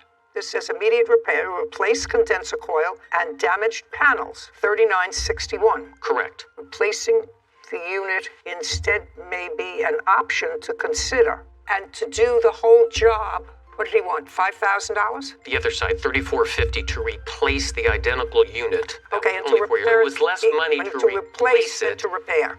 Correct. Okay. Do you understand that now? Yeah. Okay. Thank you. So, based upon your request, he got a second opinion. Second opinion was for more money to repair. He chose the lesser of the two, which is to replace the unit. The ball is in your court, sir. Garrett was actually driving. I don't believe it. You've had some time to reprocess it all. You would have had the boy, that's what you raised them for, strong boys. You wouldn't have said, well, you just sit in the car while my girlfriend unloads it. Here any rise. Damaged his property. Why don't you think that you're responsible for it? We don't believe we hit it. The damage is on your truck, sir. There's a picture of your truck here. You want to see it? Oh, you don't have to see it. You'd be better off just saying, you know what? I don't have the money. You'd be better off just saying, because we started out wrong. You and I, Mr. McNally. And the wrong started off was claimed his son was driving, even though Regina clearly saw his girlfriend. Okay, so that was a fib here. Actually, Your Honor, if I may, there was just one front seat, a bench seat, and she was sitting in the middle, and Garrett was actually driving. I don't believe it, sir. You've had some time to reprocess it all.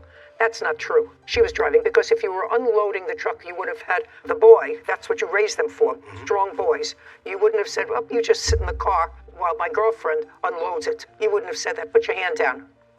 Take the hair out of your eyes so I can see your eyes. Perfect. Thank you. Judgment for the plaintiff in the amount of $3,800. It's not a good idea, Mr. McNally, to show your son that it's the right thing to do, not to tell the truth. That's a very good lesson that parents should teach their children right from the get-go. And accepting responsibility for what was clearly an accident. I mean, she didn't mean to back into his air conditioner, right? Right. It happened. It was an accident. That's why they don't call it an on purpose. It was an accident. But once you have an accident, you have to accept responsibility. That's what you want to teach him. And if he lifts his hair, he'll be able to see and be able to hear better. We're done. Thank you. This court is adjourned. We were all sitting in the front of the bench seat, so I was in the middle, and I think when she initially came out, she saw me sitting in the truck, but maybe she assumed I was sitting in the driver's seat, but I wasn't. Nope, my vision was great that day. It did make me jump, and my dog was freaking out, so I definitely knew something hit the house. I told him that my son and I were emptying firewood and that he may have hit his AC unit. It's just sad, that they had to do that, that the young man had to be involved when he really didn't do it.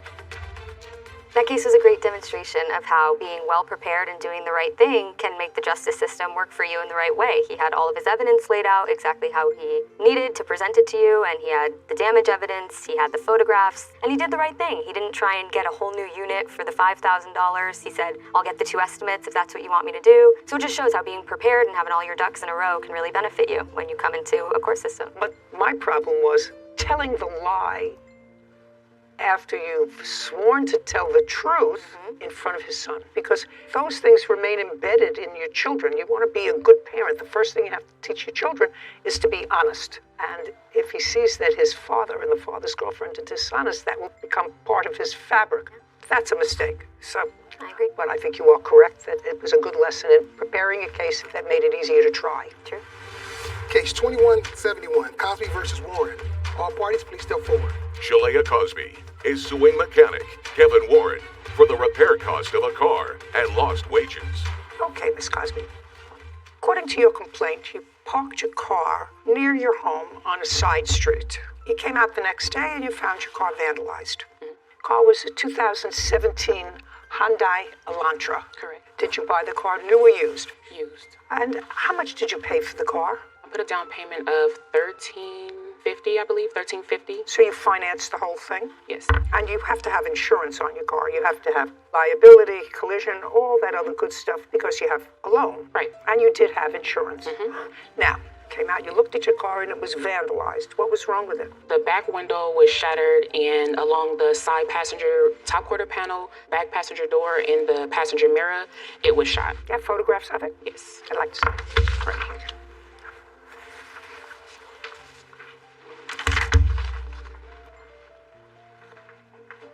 Okay, did you notify your insurance company? I did. On what date? The same exact date, which was July 22nd, is when I came out and found my car vandalized. I submitted a police report. I have that right here. I'd like to take a look at it, please. And,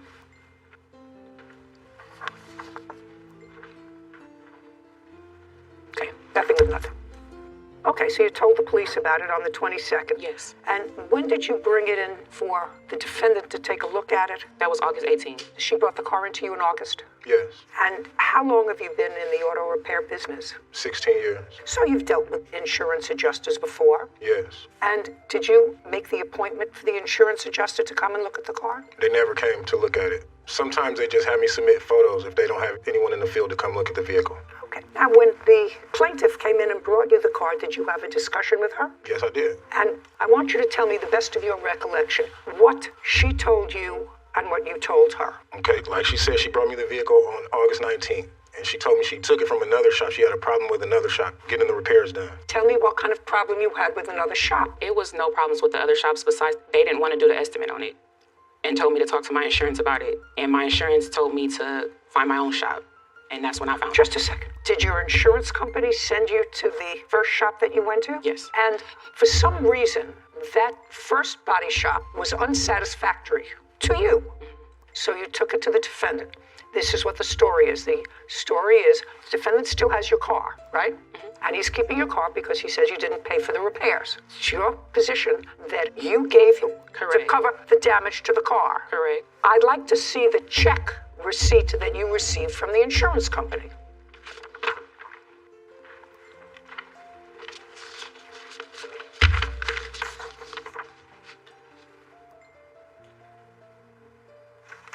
Look, we're going to have trouble with each other, madam. Do you understand? This isn't the only check you got from the insurance company.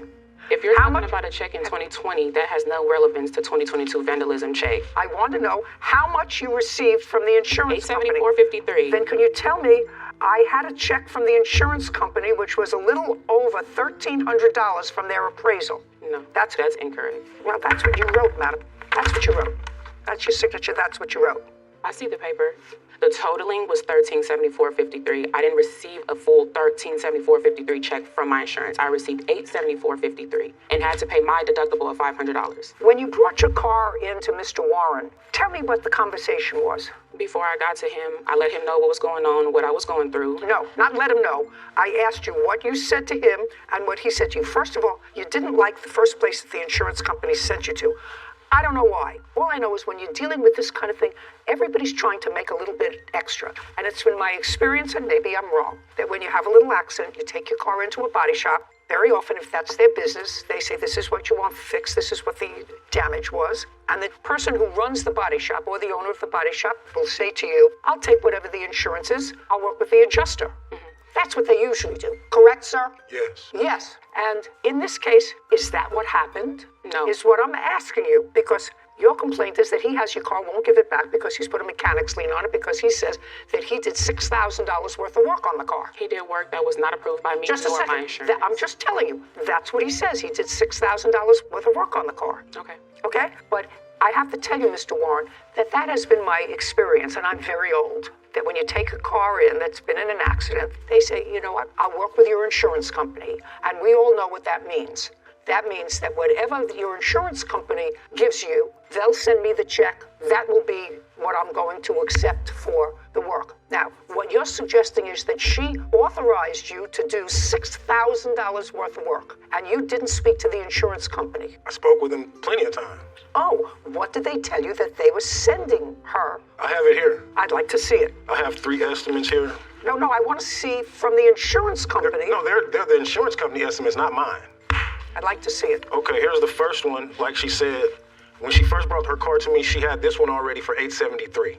Okay, so then what we do when we see more damage, we put what you call a supplement in. So I put a supplement in, and that's when they told me she has 2 claims. She has a claim for the auto body damage and a claim for the vandalism. The $874 is for the vandalism. If you look at these other 2 estimates, it's a totally different claim number. May I see it, please? That she put the claim in for. So these other 2 are for the auto body portion. Not for the vandalism. No, it's 2 different claims. When she brought you the car, was there body damage on the car? Absolutely. This is how the car looked when she brought it. I see. I'm not just talking about that. Can I see, please? This is how her car looked when she brought it to me. Oh, Miss Cosby, I have a feeling that you're not going to like the outcome of this. Oh, no, I'm legit all the way around. Oh, so really? Those are the afterwards. Just a second. This car was in a bad accident. Yes, correct. This car was in a bad accident. Hey, this car was in a bad accident shortly after you got it. Correct. Right. And you got a check from the insurance company to fix this. How much was the check that you got from the insurance company to fix this? The total in amount, I'm not sure, but I think it was like 2001 or 2002. And you didn't have it fixed. No one wanted to fix it. Well, he fixed it. Just a second. Hey, Miss Cosby, he fixed it. Without Just my a second. approval. What did you do with the $2,000? Oh, I paid my own personal bills because no one wanted to fix the car, so I have to keep living. Your case is dismissed. Okay. How's that? That's Your fine. case. Hustler. Oh, it's not a hustler at all, man. Hustler. Absolutely a hustle. I actually think you're a hustler. That's why I'm not helping you. Fine. Because you had an accident in 2020, you got a check from the insurance company to fix it. I don't know how much that check was because you don't have a copy of that check. You brought the car into him and said, now I have a broken back window. I have a feeling, and I know it's only a feeling, but this is my program so I can vent that feeling, that you went to the first place to fix the car and you said to them, I want you to fix the front and the back, and they said no. That was for something else. You already got paid for that. Incorrect. So you went to him. Estimate altogether. Yeah, I don't believe you. You don't have to. I don't. I don't. You don't have to. That's why your case is dismissed. That's fine. Now I'm getting to your counterclaim. Because you put a mechanic's lien on the car? Yes, I have it here. Great. So, you've got a mechanic's lien on it. She can't sell it. I'm not giving it back to her. I'm not ordering it back to her. You have the car? Yes. Sell it. I need that signature on that paper to be able to do so. Doesn't matter. From whom? From her. Or you can sign it just to say, I can't. To turn over. It says she has no more interest in the car. I can't. She does have an interest. The car's got a lien on it, sir. Absolutely. Okay, you're going to have to pay off this note. Do you understand? I don't think you're going to be able to get the money after you pay off the note. But you fix the car. Absolutely. And I think that you're entitled to money for fixing the car on your counterclaim. She's going to pay on your counterclaim because I'm not sure whether you're going to be able to get any money on this car. I don't know what's going to happen with this car. I'm just not returning it to her. Do you understand? Yeah. I'm going to try to make you as close to whole as you can be because I think what happened to you was a hustle. That's what I think. Usually I don't side with mechanics. it's just been my experience. But I think that I'm glad you changed today. I think that this is a hustle. $3,800 judgment for the defendant on the counterclaim. Thank you very much. We're done. Oh, I appreciate her decision. I believe she ruled the right decision because I brought all my paperwork and it wasn't another way to rule it. Well, she said she wanted me to help her get her car fixed and that she was going to get the insurance and pay me like she was supposed to do, but I guess once she got the money, she changed her mind. All mechanics aren't bad. That was a surprise. That was. For me. Did not think it was going to go that way when we reviewed it earlier. When I looked at it, when we spoke about it, I said, sort of using my life's history, take the car in, don't worry, I'll work with the insurance company, does a little bit more work. The insurance company sends a check for a little less. But he wasn't at fault. She was the hustler. Yeah, he wasn't trying to make an extra quick buck like a lot of mechanics that we've seen. He did the work. He did the work. Because she didn't bring the car in there just for the back windshield. Mm-hmm. It's a hustle. It seemed that way. As soon as somebody says, oh, that thing from then has nothing to do with why we're here. The defendant, in addition to the harassment, says that there was an assault that would be on you? Me. On you, by the plaintiff. Yes. And false police reports to Child Welfare Administration. Each one of you is requesting serious damages as a result of this ongoing harassment and assault. And I gather from reading the papers that when you moved in, the whole bad feeling between neighbors started because of a parking space. Would that be correct? Correct. So your car is the white car. Correct. Tell me about the problem when you first moved in with the car and go over to the chart. Okay. So a month after I moved in, I politely asked Pamela if she Just a second. Pamela, that would be you. Yes. Your last name is Jackson. Yes. So you ask Miss Jackson, whose car is the car parked in front of yours? Yes, this one. Okay. So you said to Miss Jackson, go ahead. I told her if she could please scoot up. We were both pulling in at the same time. We were coming back at the same time, so I thought I could politely ask her if she could just scoot up. I don't know what that means, and perhaps other people do, but I don't. You asked her to move her car. Yes, just a little bit forward because on the handicap, the yellow line ends right there. No, see. Look at me. You asked her to. I see a handicap sign. Mm-hmm. So you asked her to move up. Yes. Why?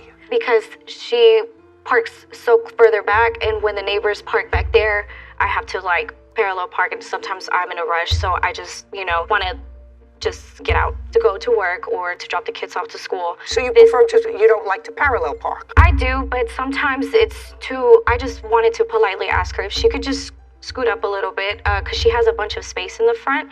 Well, so I just thought I don't see a whole bunch of space. What is handicap? Where is that handicap spot? Right here in front of her house. Right there. Mm-hmm. You have a handicap sign? When I moved in, I was told I could park there because that's the old one. No, I do not. You do not, so you shouldn't be parking there anyway. I was told I could because that was the old sign. That's why they dismissed the ticket that she called to get when I didn't move my car. Just a second. You can't tell me what somebody else said to you. There's a handicap sign. There's a handicap. What, did you have something from the police department indicating that you can park in a handicap spot? No, they removed it the next day and dismissed it because of that. Just a second. Is the sign still there? No, they removed it immediately. Okay, fine. Because the sign was removed? Yes. And what is that alleyway where the trash can is? That's the driveway for the next door neighbor's house. Mm-hmm. Just a second. So that what she's doing in parking her car there is permitting the trash cans, which are supposed to be out into the street, right? Point to the trash can. Yes, right here. So the trash can is supposed to be out in the street. In order to get back to the house, somebody who lives in that back house has to pull all the way around the trash can and her car if she moves her car up. Your Honor. It makes it that much more difficult for the person who lives behind. I understand. For trash day is understandable. I don't care. She doesn't. You have to understand, Miss Hernandez, that she didn't have to accommodate you so that you don't have to parallel park. I just thought I could ask her politely, and I didn't think it was going to be okay. So let's go back a second. Now you can go back. So that's what started the trouble. You said politely. Tell me exactly what you said to her. Tell me exactly what you said to her, and you said that happened in March. Go ahead. I asked her, I said, excuse me, can you please scoot up a little bit so that I can parallel park? There was no trash. No, just a second. I don't care. Trash, no trash. She doesn't have to figure Monday, Wednesday, and Friday. I have to scoot up my car because she doesn't like to parallel park. Do you understand? Trash day, Monday, Wednesday, and Friday. Recycling Tuesday and Thursday, but not every week, every other week. So I have to remember to scoot up so that my young neighbor doesn't have to parallel park. It's ridiculous. Okay.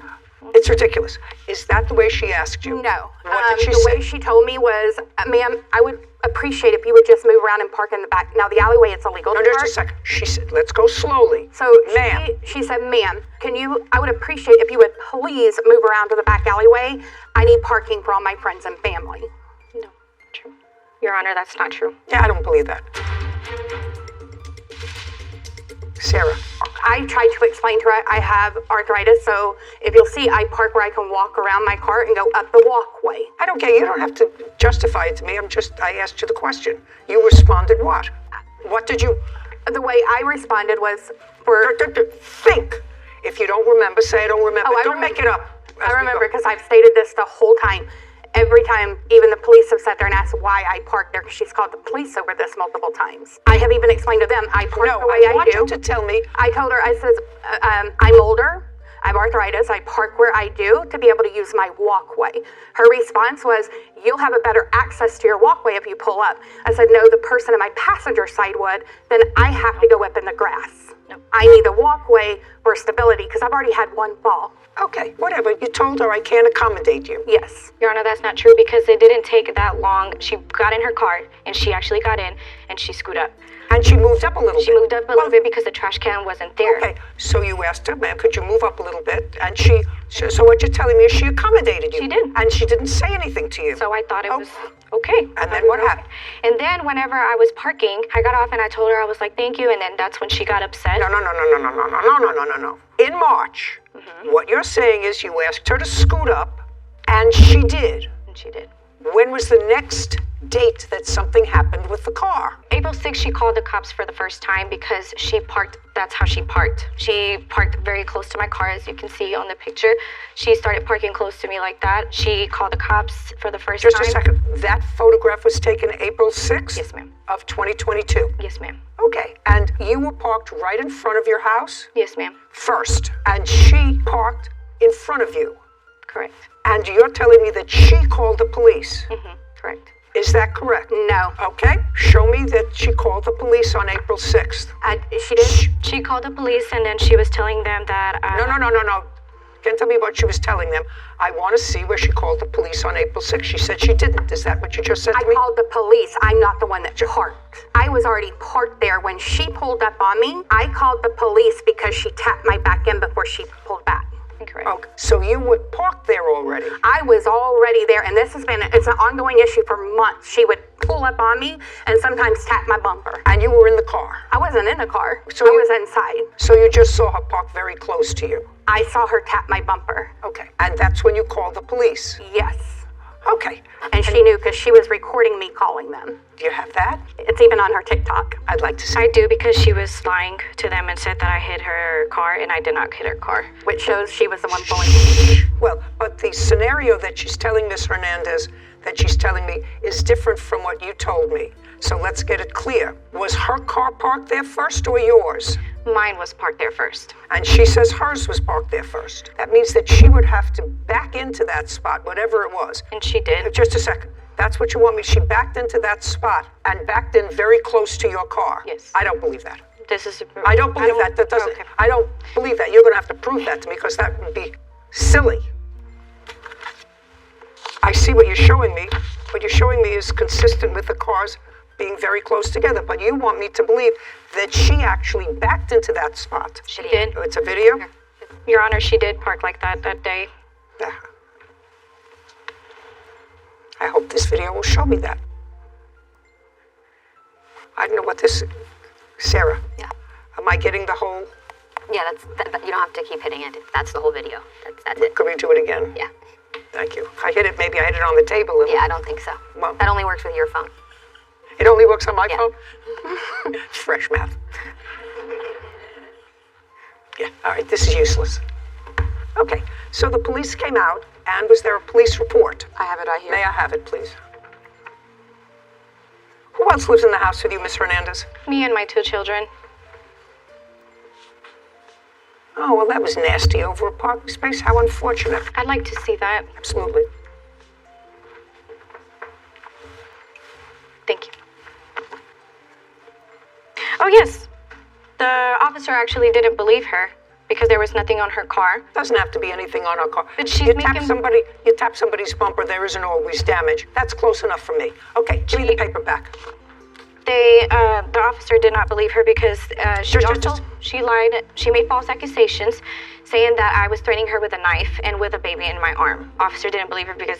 Don't tell me what the officer believed or what the officer didn't believe, madam. It's irrelevant what you think the officer believed. If the officer was here, I would question the officer. Okay, it all started over a parking space. And you have to understand, I'm not sympathetic with you. You move into a neighborhood, something is established in the neighborhood, because I'm sure she didn't wait to park in that spot just when you moved in. That's where she's been parking her car. It's not that you don't have a place to park. You have a place to park in front of your house. That's the defendant's house. Her car is parked right in front of her house. You have a place to park. Your car is parked right in front of your house. You want her to move to make it easier for you so that you don't have to struggle to park, so you could just scoot in and scoot out. I just didn't want to risk hitting her car for being in a crash because the people behind me would park pretty close up. Who cares? It's a public street. I don't care if you park on Mars. Then park someplace else on the street. It would bother me if that was my driveway and there was a car that was right up to the edge of that driveway, causing me to have to swing out wide every time I pulled into my driveway. And I couldn't do it. Is that a Gen X? What is that? I think it's a Gen Z. Gen Z. Yeah. Gen Z, yes. Your Honor, there's a whole bunch of entitlements with Gen Z people. Your Honor, I don't think it's... Just a second. Your Honor, I don't think it's fair that she has called CPS on Just me. a second. We're not talking about fair. Right now we're talking about parking. Well, right now we're talking about what precipitated this bad feeling. And I agree with you. We'll get to the rest of the harassment, but what I'm telling you is you're off base here. You're not entitled to a public street parking spot that may or may not inconvenience somebody else. You have a spot in front of your house. But if the reason you told her to move her car and the people behind is because you don't like to parallel park, that is sort of an entitlement. I'm just telling you, Miss Hernandez, that's sort of an entitlement that, what generation? Gen Z. Gen Z. Which is going to cause the demise of this country. There is no entitlement to park right in front of your house, comfortably. There's no entitlement to that. You wanted that, you should have bought a house that had a garage. If that started the problem, I'm telling you that you were wrong. That doesn't give her license to do bad things. Now, she can call the police if she thinks that you touched her car, which you probably did. You didn't damage it, but you probably touched it because you were annoyed, because that's a constant source of irritation. So I'm not concerned about calling the police. Understand this. I'm concerned about calling CPS, because that's one of the issues here. And Miss Jackson, I believe, in her answer, said she did, in fact, call Child Protective Services. And I've Just a second. Just a second. You called Child Protective Services when? I made a call in August. Was it August or September? If you don't remember, you don't remember. You made a call to Child Protective Services based on 2 times. Twice. Well, there was the most recent one, so it's 3. So the first one. Just a second. So you called Child Protective Services 3 times? All 3 times, and I've got video evidence to why. Okay, I'd like to see the video evidence. Actually, pull that up. One of them has to do with the fact she was inside and I'd been outside changing batteries. I went to verified my cameras, picked up the audio. She had been yelling at her daughter, threatening to beat her up. Just a second. The first time you called Child Protective Services was in August or September of 2022. Correct. That's what you said. Why did you call Child Protective Services the first time? The first time was I saw her kind of shove her daughter backwards. You have that on tape? Did you find the tape on that one? Yes. I'd like to see it. Your Honor, they did not call CPS in August. Just a second. She says she did. August or September. She's trying to claim earlier that I called in February, but that wasn't me. She had another situation going on. She even told the cop if it hadn't been for her telling me not to move my car, she wouldn't believe I was the one that called. Okay. Because she called the police on that.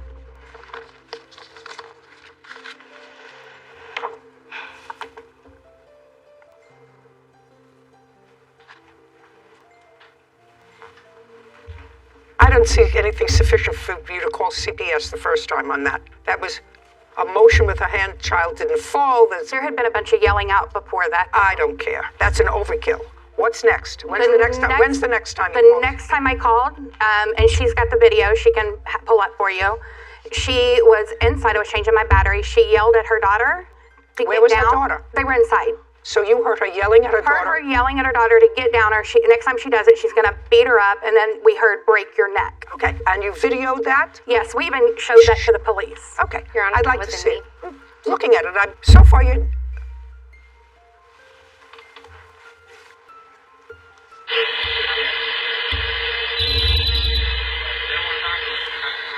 You hear anything?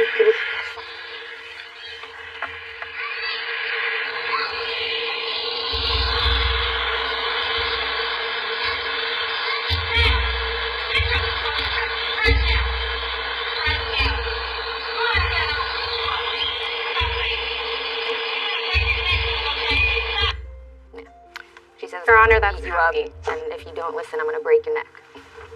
Okay. How old is your daughter? That's not my Who is daughter's it? 7. Whose voice is it coming from your house? It's not me. It's the Whose neighbor vo- that was on the corner. What? That's not me. My daughter's name or my son's name is Cam. She said Cam. No, she didn't. You could listen to it again, and it's going to say Cam. That's not me. That was the person that that's in time, the. nobody Want me to has just any listen? kids. Yes, they do.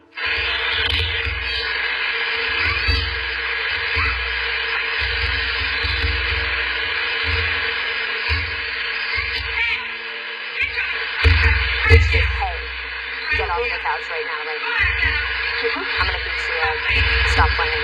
I'm going to break it. Oh, she says you're going to break your neck. You're going to break You're going to break your neck. Yeah. Okay. That's not me. Second time. Just a second. Second time. Would I, based on that, she didn't say, I'm going to break your neck. She said, you're going to break your neck. After she threatened to beat the child up, I'm actually a victim of child abuse. I'm sympathetic with that, and I'm sensitive to that. I still think that that's a little bit of overkill, Miss Jackson. Let's go further. To be continued. You're welcome. Miss Nunez, Yes. your husband? Yes, ma'am. You and Mr. Allen? Elam, Allen are neighbors. Yes, ma'am. And you have backyards that are joined, separated only by a fence. Yes, ma'am. What kind of fence? It looks plastic. I'm not sure. Who has a picture of the fence? And you each have, as would happen, dogs, same breed. No, ma'am. What do you have? I have a Shetland sheepdog and a Dutch shepherd, ma'am. And what do you have? I have shepherd mixes. How many dogs? 2, Your Honor. And you have 2. Yes, ma'am. This is what the case is about. This is the fence. It's not a chain link fence. It's either a wooden or a plastic fence. And you can see that underneath this fence, there's a board here where I assume there's a hole because the dogs dig holes to get to each other. Is that a fair statement? Yes, Your Honor. Fair statement? Yes, ma'am. Okay, good. Case is about an incident that occurred. You've been neighbors for a while, and you have had this dog digging also for a while. Also correct? Yes, the defendants. Okay. This incident happened on the 16th of December, 2022. Yes. Why don't you tell me what happened? I got up that morning to let my dogs out. Both? One dog. Okay, so the day started out, me and my husband woke up. My husband had to go get a tire fixed, so he took my smallest dog, my Shetland sheepdog, with him. I remained home with my 2 children. Slowly. Okay. Sorry. How old are your kids? They're 6 and 7, ma'am. Okay. I remained home with my children because they were ill, and I had an appointment with them later on that day. My husband went to go fix the tire at 8 a.m. I got up in the morning to let my dog out. Got up in the morning to let your dog out? Yes. The Shepherd mix? Yes, ma'am. Okay. I let her out, and then she came back in, and I was cleaning, and my two children were in my master suite with my macaw, Penelope. Okay. That's what the case about. This case about a macaw. Yes, the ma'am. cost of a macaw. Yes. Which is a bird. Yes, ma'am. Go ahead. My kids were in the master suite. I opened the door. I'm out there cleaning. I let my dog out of my... And the dog came back. Sliding door. She came back. Well, then she stayed by the door. Now, none of my windows have curtains, so I can... Just a second. But she stayed by the door, but she was inside? She came back inside. I shut the door. This was 20 minutes went by. She's by the door. She's crying. I told her we would play later. I assumed she had to go to the restroom again, and I let her out again. She stood on the step, but she didn't go further than that, and she was just kind of staring out. From the left side of the house is where the defendant's dog, Bella, charged in my home. And then when I tried to grab her... When you say his dog, Bella... Yes. Came into the side and ran into the house. That doesn't... Somehow, if the dog, Bella, came out and your dog was on the step, it would seem to me would stop on the step at first to sniff, play with your dog if your dog is sitting outside. I mean, I have dogs. Would go over to that dog first, not run into your house. You would think that, ma'am, but she's been in our house 3 times before this because I had to return her to the defendant on 3 separate occasions. And she didn't do that day. When she came in the backyard on the 3 other instances, I remember the very first time someone from that household came to my door, and I knew the dog was in my backyard, but I didn't open my door. I left her back there. I figured they'd come. They did. And I said, hold on a second. I put my kids, I put my Sheltie in the room with my bird, and I shut the door. Are we talking about the same no, day, ma'am. December? We're talking about other days that I walked. Okay, let's not go on tributaries. Yes, ma'am. What's your dog's name? Lucy. Lucy. So the dog just went straight into your house. And what did Lucy do? Lucy charged after her and tried to attack her. Okay, so the dog has been in your house before. Have there been incidents with the 2 dogs? No, ma'am. The defendant's dog is submissive to my dogs. So the only time I brought the dog in my home was when I shut all the doors to all my bedrooms. Someone from the defendant's home came. I opened up the front door, brought her in, and she went straight out because there was nowhere else for her to go. Okay, so it's your dog that is Lucy is the more aggressive dog. Lucy's never been aggressive with her. I believe that Lucy was aggressive with her that day because of the way she came in the house. When you say Lucy was aggressive, what did she do? She started growling at her, and she started... In the house? Yes. Now they're in the house. Put a period there. We have the 2 dogs in your house. Yes. And they are growling at each other, so that's not a happy picture because they're big dogs. Yes. Now let's get to the bird. You purchased a macaw. Yes, ma'am. You have a photograph of what they look like? Yes. When did you purchase the macaw? I purchased her with payments over time. I completed the purchase at the end of September 30th. This is the macaw? Yes, ma'am. That's my parrot? Yes, ma'am. In December, how old was she? She was going to be 8 months. And how much did you pay for her? I paid $4,320.08 for Penelope. Okay, can I see the bill? Absolutely, ma'am. Her birth certificate along She's with beautiful. All of the... Pretty bird. Thank you, ma'am.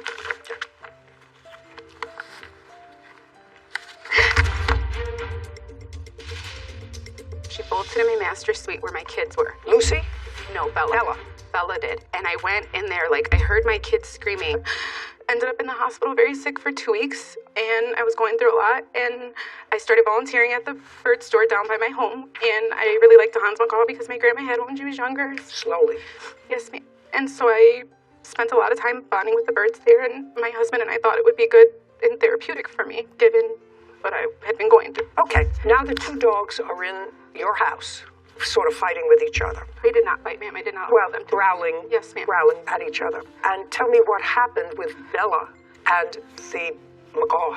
I tried to calm Lucy down, and my master door was open. Everything was happening so fast. I know I'm describing it slowly, but it was quick. She bolted in my master suite where my kids were. Lucy? No, Bella. Bella. Bella did. I heard my kids screaming, Bella is killing Penelope. And that's the bird? Yes. And I tried to get to Bella. I couldn't. My dog was standing in between us. And while I was with the 2 dogs, then my son thought, I'm going to go get her. And that's when Bella kind of snapped at him and she scratched him. And so then I couldn't get her. I couldn't. She literally was chewing her up and dropping her and biting her again, And it wasn't until my Dutch Shepherd bit her on the nose that she finally let her go. And I swooped in, I grabbed her, I booked it to my pantry in my kitchen with my kids. And Lucy stayed in front of the door. and I have a door on it, and I just stayed in there, and I called my husband, and I was screaming on the phone. He got home maybe, I don't know how long, it probably really only was like 5 or 10 minutes, but it felt like forever. She was like, and where was in my Bella arms. during this time? Bella was around the pantry with the bird in her mouth, and then I took the bird from Bella, and then I put her to the cage, and then Lucy just stayed by the parrot, and then I opened the door and talked to the kids. They were all hysterical, and I was trying to understand what she was saying. Where was Bella? Bella was in the kitchen with the parrot. And how did Bella get back to the defendant? I walked her over. How did you do that? Kind of like how a mother pup grabs her by the neck. I grabbed her by the neck, and I walked her over. Okay, your dog killed their bird in their house. And? Your Honor, the hole that allowed Bella to get into their backyard was primarily dug by their dog over the course of many, many months. And? I continued to repair my side of the fence. Their dog continued to dig the hole, destroyed wood that I had put there. The dog got through. In that story, it's sad, but that's not the story that he gave to my wife when he came pounding on my door. Well, you can't tell me what he said to your wife, sir. Okay, that's fair, Your Honor. I can tell you what he said to me. I called him. You can tell me what he said to you. Instantly. Just you have to understand, he wasn't home when your dog got into the house. He came home at the end of the episode. Do you understand that? I understand that. Okay. Understanding that, you can tell me your version of what he said to you. What they both said to me, I've had conversations with the both of them since this has happened. Okay. The story has changed 2 or 3 times. First, it was she was doing something in the backyard and Bella just came charging in and basically knocked her out of the way and got inside. The first story was, I assumed the entire time that he was home because when he was talking to me over the phone... I don't care what you assumed. He wasn't home when it started. Your problem, sir, is, first of all, you were aware of the hole. I don't care who dug it. You were aware of it. And it's not the first time that the dog has gone onto their property. Has their dog got onto your property? No, because I fixed my side of it. So the answer is no. Correct. Who do you live in your house with? My wife and my children. How old are your children? I have a 1-year-old. I have a 7-year-old. Let us say it's their fault that the hole existed that allowed your dog to get out. But you were aware of it because it had happened before that they had to bring your dog back. That a fair statement? That's fair, yes. Okay. Let us assume that it was your dog that was responsible for the hole. And their dog, despite the fact that yours was a better digger, you know, having dogs and having a fence, they both dig at the same place. They may not have fixed their side, but they both dig at the same place trying to get to each other. Whose fault do you think it would be if their dog created the major part of the hole, got into your yard, and bit your 1-year-old? Whose fault would that be? I think it would be equally our faults. Really? Absolutely, yeah. For really? For digging, for not taking care of your property, absolutely. Really? I actually find that answer sort of bizarre. I would take responsibility if my child got hurt due to something that I didn't take care of. Absolutely, I would. Well, you may feel guilty about it, but you would certainly want them to pay all of your child's medical bills. No, I would not. Well, then you're a better person than the law is, sir, because your dog was outside of your control. Clearly, because it got into their house. It was something that you were aware was a possibility, no matter who dug the hole, so you were aware because it had happened before, and your dog caused damage. And the damage your dog caused, and I'm putting the emotional distress, these 2 young children and the plaintiff, seeing your dog kill this bird that they had been paying off so much per month for a very long time. Putting aside that, they paid $4,300 for this property that your dog destroyed. And that's your fault. You're responsible for that.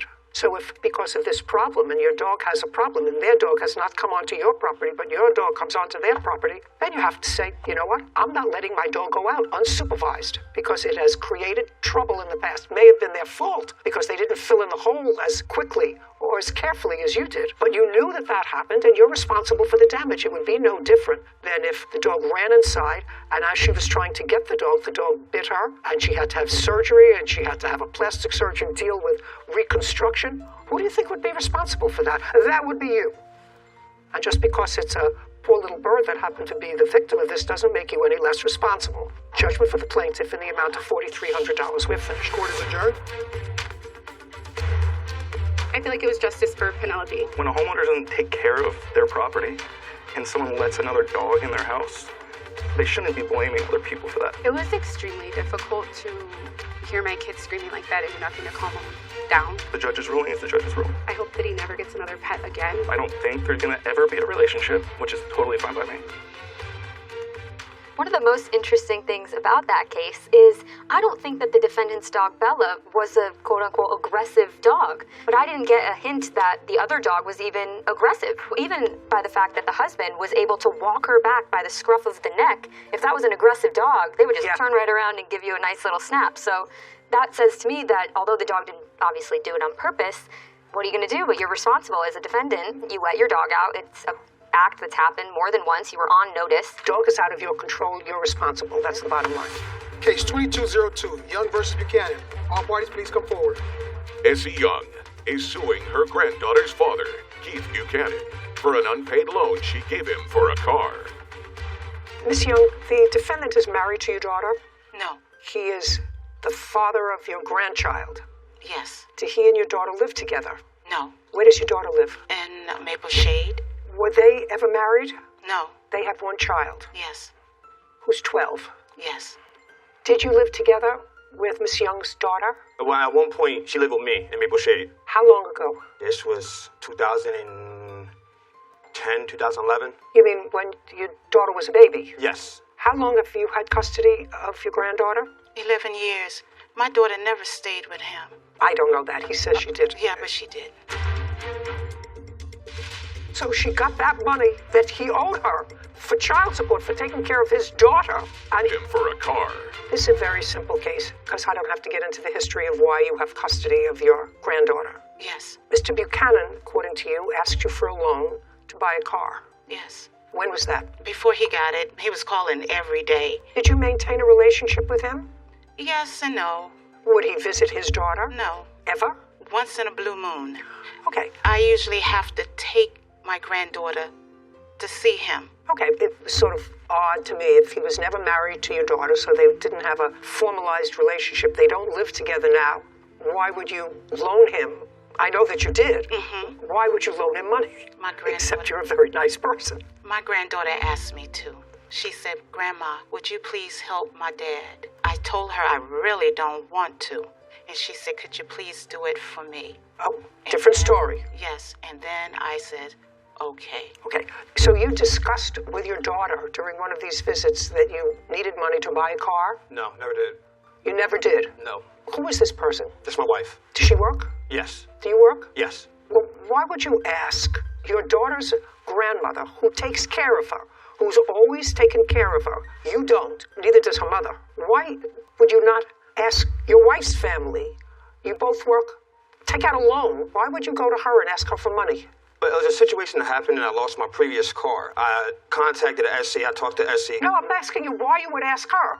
What would prompt you to call her? Doesn't she have parents? Yes, she do. I did that, and at the time they couldn't help. So you went to her parents first? I went to her family first. They said they can't help at the time. So Mrs. Young was my last resource, which I didn't want to use, but at the time I had to use it because I had no other choice. I had to hurry up and get a vehicle. Well, why didn't you take out a loan? Actually, I couldn't. What do you mean you couldn't? Because my credit's not all that great. I tried to take out loans. I tried to go. Does your wife have a car? Yeah, she has a car. Okay, why don't you use her car? She worked. I work an hour and a half away from home, and she worked too, and we worked around the same time. How much money did you borrow from her? $2,000. How much did you give back? $912. $912. Show me. On page 4, May 5th, 2022, she got $912. From what? From my taxes. And we agreed on once I filed my taxes, I would give her $2,000 for my taxes. She got $912 from them, that same taxes, because I owed backup child support. So she got on top of my regular payment for child support plus $912. What? Is there something wrong with your mind? No. Did you just say to me, am I crazy? Did he say he owed back child support? Yes. And so she got that money that he owed her for child support, for taking care of his daughter, and he wrote that off of the loan. Is that what you're telling me? Yes.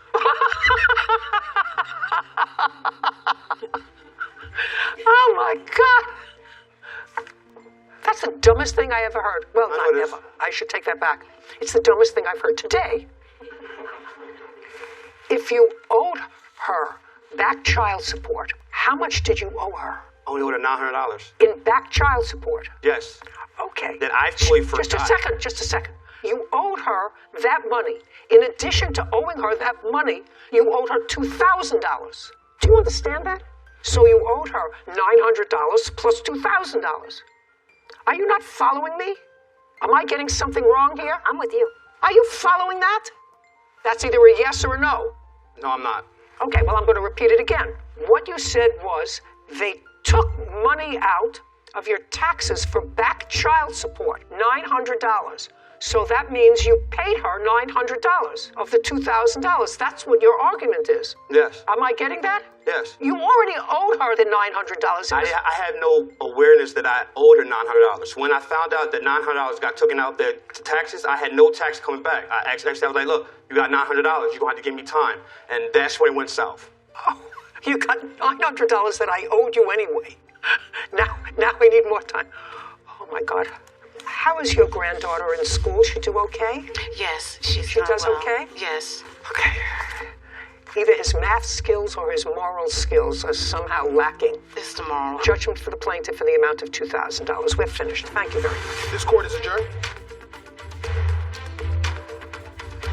I think the judge seen right through him. He was going to be miserable, so I just let her be miserable. No one thinks like that. As long as she go by her life, I go by my life, leave my family alone. I just think he was hustling me. Only contact me when he got something to do with my daughter, that's it. I don't want anything to do with him either.